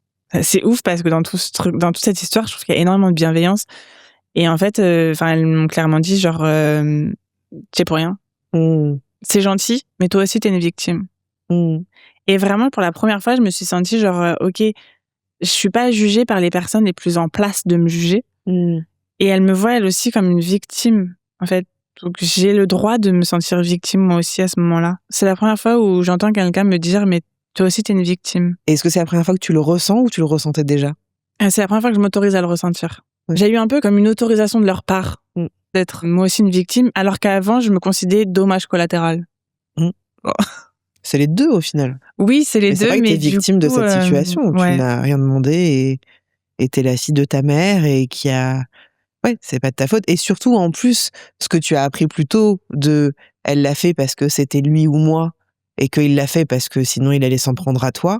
Franchement, je trouve que c'est super lourd à porter. Ouais. C'est lourd, tu vois, parce que c'est un peu une épée de Damoclès. Est-ce que tu t'es dit, tu l'as fait à cause de moi? Je me suis pas forcément dit qu'elle l'avait fait à cause de moi. Enfin, c'est très bizarre, mais c'est là où je me dis, ouais, ok, c'est l'instinct maternel. Il a émis la possibilité de s'en prendre à sa seule enfant et en tant que mère, elle a vrillé à ce moment-là, en fait. C'est ce truc-là qui a fait que... Et en même temps, moi, ce que j'ai mal vécu, c'était dans le sens où il a évoqué le fait de potentiellement s'en prendre à moi. Pourquoi moi? Genre dans leur dispute à ce moment-là, qu'est-ce que je fous là, quoi? Bah si, ça paraît logique. Et du coup, moi, ce qui m'a le plus fait mal, c'est qu'il ait émis verbalement la possibilité de s'en prendre à moi. Ouais, alors que j'étais plus dans leur vie. Oui, mais en même temps, ça paraît logique, entre guillemets, qu'il pense ça, parce que vu que tu es un être cher à ta mère, et bah évidemment que s'il s'en prend à sa fille, bah c'est terrible, tu vois. Oui. J'étais la menace la plus forte qu'il pouvait évoquer. Moi, ce qui m'a fait mal, c'est qu'il évoque cette menace-là. En fait, moi, c'est juste ça, c'est surtout ce truc-là qui m'a fait le plus mal. Mais c'est pour ça que j'en parle, parce que je trouve que c'est méga fort, quoi. Ouais. Et est-ce que tu trouves que c'est... Alors évidemment, c'est pas pardonnable parce que c'est dramatique, mais est-ce que ça adoucit le geste? Le fait que, tu sais, c'est le parent, vu que toi maintenant t'es maman, tu sais, ce truc de, comme tu dis, il y a un truc irrationnel de toi, de si tu touches à mon... Tu sais, cette phrase qu'on dit tous, moi on touche à mon enfant, moi c'est... Est-ce que ça adoucit un peu? Si tu la touches, je te tue. Ouais. Bah... Elle l'a vraiment pris au pied de la lettre, quoi. Ouais, voilà, elle l'a pris un peu trop au pied de la lettre, mais du coup... Mais est-ce que du coup ça vient adoucir un regard? En fait, je me dis, genre, aujourd'hui, je me dis que je peux comprendre que ce soit l'élément qui, à ce moment-là, en fait, avec une arme dans les mains, ce soit la chose qui ait fait partir le coup, en mode, tu menaces la vie de mon enfant. Ce qui m'aide à rationaliser le truc, c'est que même le policier m'a dit, mais dans ces moments-là, on est capable de tout. Bien sûr, non, mais enfin... Donc, je me dis, ok, bon. Ouais, ça lui donne un peu une genre de motif, pas valable, mais entendable. Genre, ok, on a menacé la vie de ton enfant. À ce moment-là, t'as complètement pété les... Enfin, t'as vrillé. Ouais. T'as eu peur pour la vie de ton seul enfant. Okay. Et pourquoi c'est difficile pour toi de donner un peu de détails? Est-ce que c'est parce que ça fait encore plus exister ce qui s'est passé? Ou est-ce que parce que ça te fait voir ta mère d'une autre manière? Les détails me font pas changer ma façon de voir ma mère. Parce que j'ai vraiment toutes les informations, tous les détails et je sais tout ce qui s'est passé. Mais en fait, les détails qui peuvent rendre son histoire un peu... qui peuvent vraiment lui donner une très mauvaise image. Tu veux la protéger à ton tour? Je veux la protéger, ouais, à son tour. Et en fait, ça a été compliqué à assimiler pour moi et je suis son enfant. Donc, je peux aller au-delà de ces détails-là. Quelqu'un de lambda, je l'ai lu. Clairement, quand je disais que j'avais lu les articles, j'ai fait la connerie d'aller voir aussi les commentaires. Ouais, oui, ce que tu disais. Et du coup, en fait, c'était juste pour moi lire. Ce que j'appréhendais, c'est qu'en effet, les détails, en fait, tout le monde disait que c'était un monstre. En fait, t'as pas du mal à expliquer les choses. J'ai pas du mal à l'expliquer. C'est juste que tu veux protéger un petit peu. Parce que t'as pas envie qu'on la voie comme un monstre. Ouais. C'est une façon pour moi de la protéger et en même temps de me peu d'histoires sont comme la sienne et je me dis que si là je donne ces détails-là, c'est direct. C'est du pain béni quoi pour. Ouais. C'est du pain béni pour des personnes qui pourraient être des mauvais médias et j'ai pas envie. Finalement, c'est quoi le verdict du procès ? Le verdict du procès, c'est 20 ans de prison. Ah ouais, d'accord. Ouais. 20 ans. 20 ans, ouais. 20 ou 25 ? 25. C'est 25 ans. Tu l'apprends en même temps qu'elle ? Ouais, je l'apprends au procès. Et comment vous le vivez ? Je m'effondre parce qu'en fait, les avocats nous avaient certifié que maximum, ils arriveraient à lui faire prendre 15. Ok. Donc, c'est 10 de plus. Et en fait, je m'effondre parce qu'à ce moment-là, je me rends compte qu'au procès, en fait, la partie adverse a été très forte pour le coup. Après, moi, c'est mon point de vue aussi dans chaque histoire, il y a différents points de vue. Et c'est vrai qu'à ce moment-là, je me dis, OK, les avocats n'ont pas réussi à prouver et à faire entendre la légitime défense. Tout ce qu'on a réussi à faire ressortir et ce qu'a réussi à faire les avocats d'en face, c'est toute l'horreur de cette histoire, en fait. Et du coup, c'est ça qui a été retenu.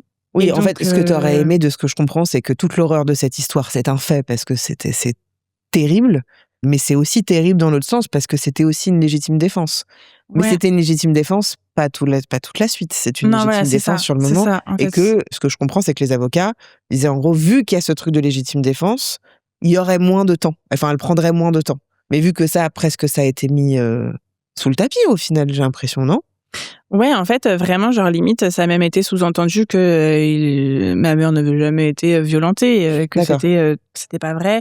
Alors que les fois où elle s'est fait battre, etc. Voilà, et puis en plus, il y avait même eu le témoignage de son ancienne famille où ils admettaient que c'était quelqu'un de violent Ah ouais, donc c'est pas du tout. Et que limite, il avait déjà porté atteinte à la menace de la vie de certaines personnes, en fait, menacées. Ouais. Donc c'était là en mode. Ouais. Donc pour moi, ça a été compliqué. Et pour elle ? Pour elle aussi, ça a été compliqué. Vous êtes regardés tout de suite et... En fait, j'ai pleuré, on s'est regardé, on s'est pris dans les bras. Et en fait, les policiers ont fait leur travail. Hein, ils sont venus la chercher tout de suite sur le banc à côté de son avocat. Ils l'ont mis dans le box. Tout de suite. Des accusés. Ouais. Instantanément, elle devient coupable et accusée. Donc t'as juste eu le temps de lui faire un câlin, de lui dire quelque chose ? Je lui ai dit que je l'aimais et que j'étais là pour elle. Ouais. Voilà. Et après, elle a été mise. Après, on nous a autorisé au moment de partir, on nous a autorisé à nous toucher la main par-dessus. Enfin, c'était là pour le coup. Après, c'est devenu un peu compliqué parce que du coup, j'avais ma mère derrière le box en train de pleurer elle aussi. Je savais qu'elle rentrerait pas avec moi. Je savais que voilà. Est-ce qu'elle a décidé de faire appel ou pas ? Elle a fait appel, ouais. Et alors ? Là, du coup, c'était différent. Le procès d'appel, j'étais maman pour la 2e fois. Ah waouh. Oh putain, ok. Pour le coup, le procès en cours d'appel a eu lieu à peine un mois après mon accouchement. Et c'était quand ça ? Là, 2025, ouais. Début d'année 2025. Et du coup, j'ai eu un accouchement très, très compliqué. Donc, j'étais hyper fatiguée, j'étais j'étais vraiment crevée. J'avais un bébé qui venait juste de naître, qui faisait passer nuit. Donc, un bébé, quoi. Mais du coup, une maman qui vient d'accoucher et qui est crevée, et qui toute sa vie. Qui a sa maman qui a été... Et qui, du coup, doit assister à un procès. Et du coup, c'est vrai que ce procès-là, je l'ai vécu totalement différemment. C'est que là, j'avais plus trop la curiosité de tout savoir et d'être tout le temps là. J'avais réussi à faire comprendre à ma mère que je serais là pour le jour où j'étais convoquée, que je serais là pour le verdict, mais que je pourrais pas être là pour les autres jours parce que j'avais 2 enfants et j'avais un tout petit bébé à m'occuper et que mon conjoint pouvait pas se rendre disponible pour garder mes filles. Elle entendait ça ? Ouais. Oui, elle l'a compris. Et alors, du coup, ça a été quoi la décision ? Du coup, la décision de l'appel ? Ouais. On reste sur 25 ans. Ok, d'accord. Et comment elle le vit ? Comment tu le vis ? T'avais un peu d'espoir, toi ? Moi, j'avais un peu d'espoir au début, mais j'ai vite compris que c'était pas la peine que j'ai de l'espoir parce que j'ai vite senti un tribunal très à charge déjà, qui avait déjà plus ou moins son opinion sur la question. Ouais. Et du coup, j'ai été rappelée à la barre. Ok. Et là, pour le coup, j'ai été interrogée plus de 2 heures à la barre. Et j'ai fini par me demander si c'était pas mon procès à moi aussi, quoi. Ah ouais, parce que c'était beaucoup d'interrogations. Ouais. Puis pour le coup, c'était un grand tribunal. C'était une cour d'appel. Et du coup, là, c'était vraiment genre comme dans les films. Le jury et tout, la présidente était très plus haut. Ouais. Et moi, je me suis retrouvée sur une sorte de petite estrade rehaussée au milieu avec vraiment le pupitre en bois devant. Ouais. Et j'étais crevée, j'en pouvais plus. Enfin, Ok. à un moment donné, j'ai fini par leur dire, mais désolée, mais j'ai dormi à peine 3 heures cette nuit, non, mais oui, je viens bien sûr. d'accoucher. Et on a fini par me proposer une chaise et un verre d'eau. Sympa. Sympa. Grand prince. Vraiment, Ouais. je veux bien, ouais, Ouais. merci. Est-ce qu'elle s'est pourvue en cour de cassation ou pas? Elle comptait partir en cour de cassation et finalement, elle a décidé de ne pas y aller. Ok.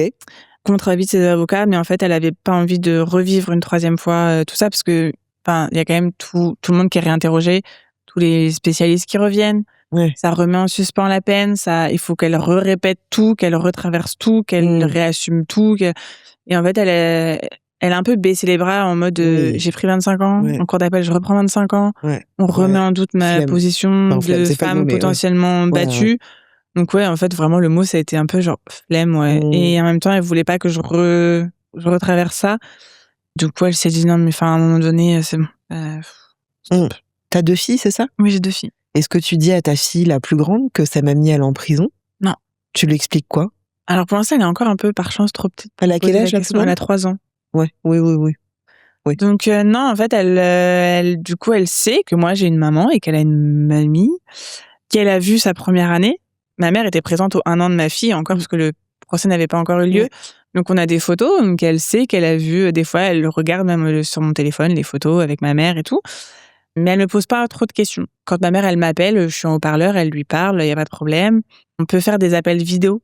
Ok. En fait, ça se fait. Pas Donc c'est besoin coucou d'avoir des mamie. téléphones cachés, donc du coup, elle sait que c'est mamie, elle sait que quand on l'appelle en vidéo, en fait, il y a juste un mur blanc derrière elle. Ouais, d'accord. Donc ça a fait vraiment. Puis même, je suis pas sûre que la notion prison, elle sache ce que ça veut dire. Non, voilà. Donc pour le coup, non, elle. Ouais. Et vous comptez lui dire un jour est-ce que vous avez réfléchi un peu à ça, à leur dire d'ailleurs? Bah, on a réfléchi à ça, au fait qu'elles allaient forcément nous poser les questions, que je mentirais pas, que du coup on répondra avec les mots qui sont adaptés à son âge. Donc si là demain elle me demande pourquoi elle on la voit pas alors que tous les autres on les voit, je répondrai qu'elle est trop loin pour l'instant. Et après au fur et à mesure on adaptera. Peut-être que plus tard on dira qu'elle a fait une bêtise. Faut faire gaffe à ça.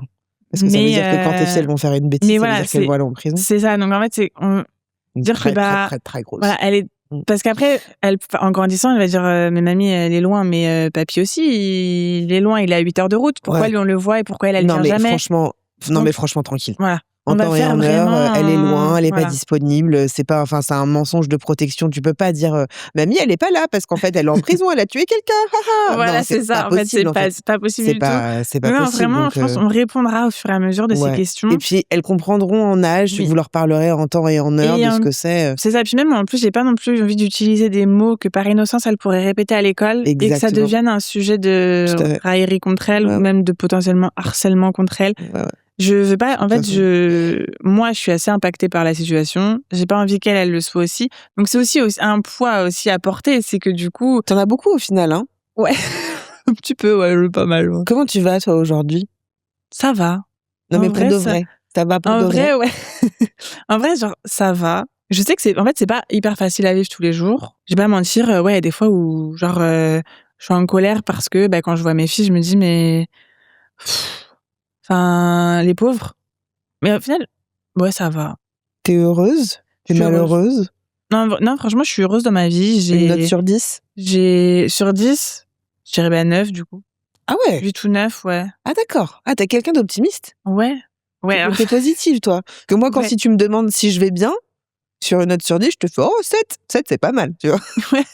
donc t'as un bon 9, ok. Ouais, mais en fait, après, je suis comme ça Mais c'est bien. Je sais qu'à chaque fois, quand il y a des problèmes ou des trucs qui se mettent face à moi, je vais toujours chercher à me dire, OK, il y a quoi de positif là-dedans? Et vas-y, il y a pire, quoi. Mais parce qu'au final, c'est une protection, oui, c'est une carapace et tout ça. Mais enfin, je veux dire, je pense qu'on se protège tous. Après, de quoi, de qui, c'est un autre sujet. Mais j'ai quand même la sensation que le mot protection, quand même, il t'habite depuis ton adolescence. Parce que tu l'as employé plusieurs fois. Ouais. Et que au final, cette protection, elle ne te quitte pas pour tout un tas de raisons que tu as évoquées et d'autres choses que tu n'évoques pas ici. Donc à un moment, il y a un peu ce truc, tu sais, comme les chevaux qui ont des œillères, tu vois, où c'est genre, ouais, vas-y, j'ai pas envie là, je veux pas savoir. Il y a un peu ce truc, j'ai l'impression, dans ton récit, qui est, ok, je sais, mais je veux pas savoir. Je sais, mais je veux pas avoir trop de détails parce que sinon, après, t'es fucked up, quoi. Enfin, ce qui serait vraiment logique. Donc je comprends qu'il y ait ce besoin de protection-là. Est-ce que tu continues de travailler sur toi ou tu ressens plus le besoin? Je continue à travailler sur moi, mais toute seule maintenant. Tu ressens plus trop le besoin, ouais. Non, et puis même, le psy que je voyais, en fait, On a dit, c'est bon, genre, je peux y aller toute seule. Donc, en fait, non, mais ma façon à moi de gérer le truc, c'est, par exemple, le procès, je savais qu'il arrivait. Mais vas-y, on verra quand, voilà. Est-ce que tu as une date de sortie de ta maman, une année, quelque chose? Non, j'ai pas de date de sortie. Parce qu'elle a été incarcérée en 2025? Ouais, en 2025, mais tout ce qu'elle a fait depuis 2019 compte et déduit. Ok.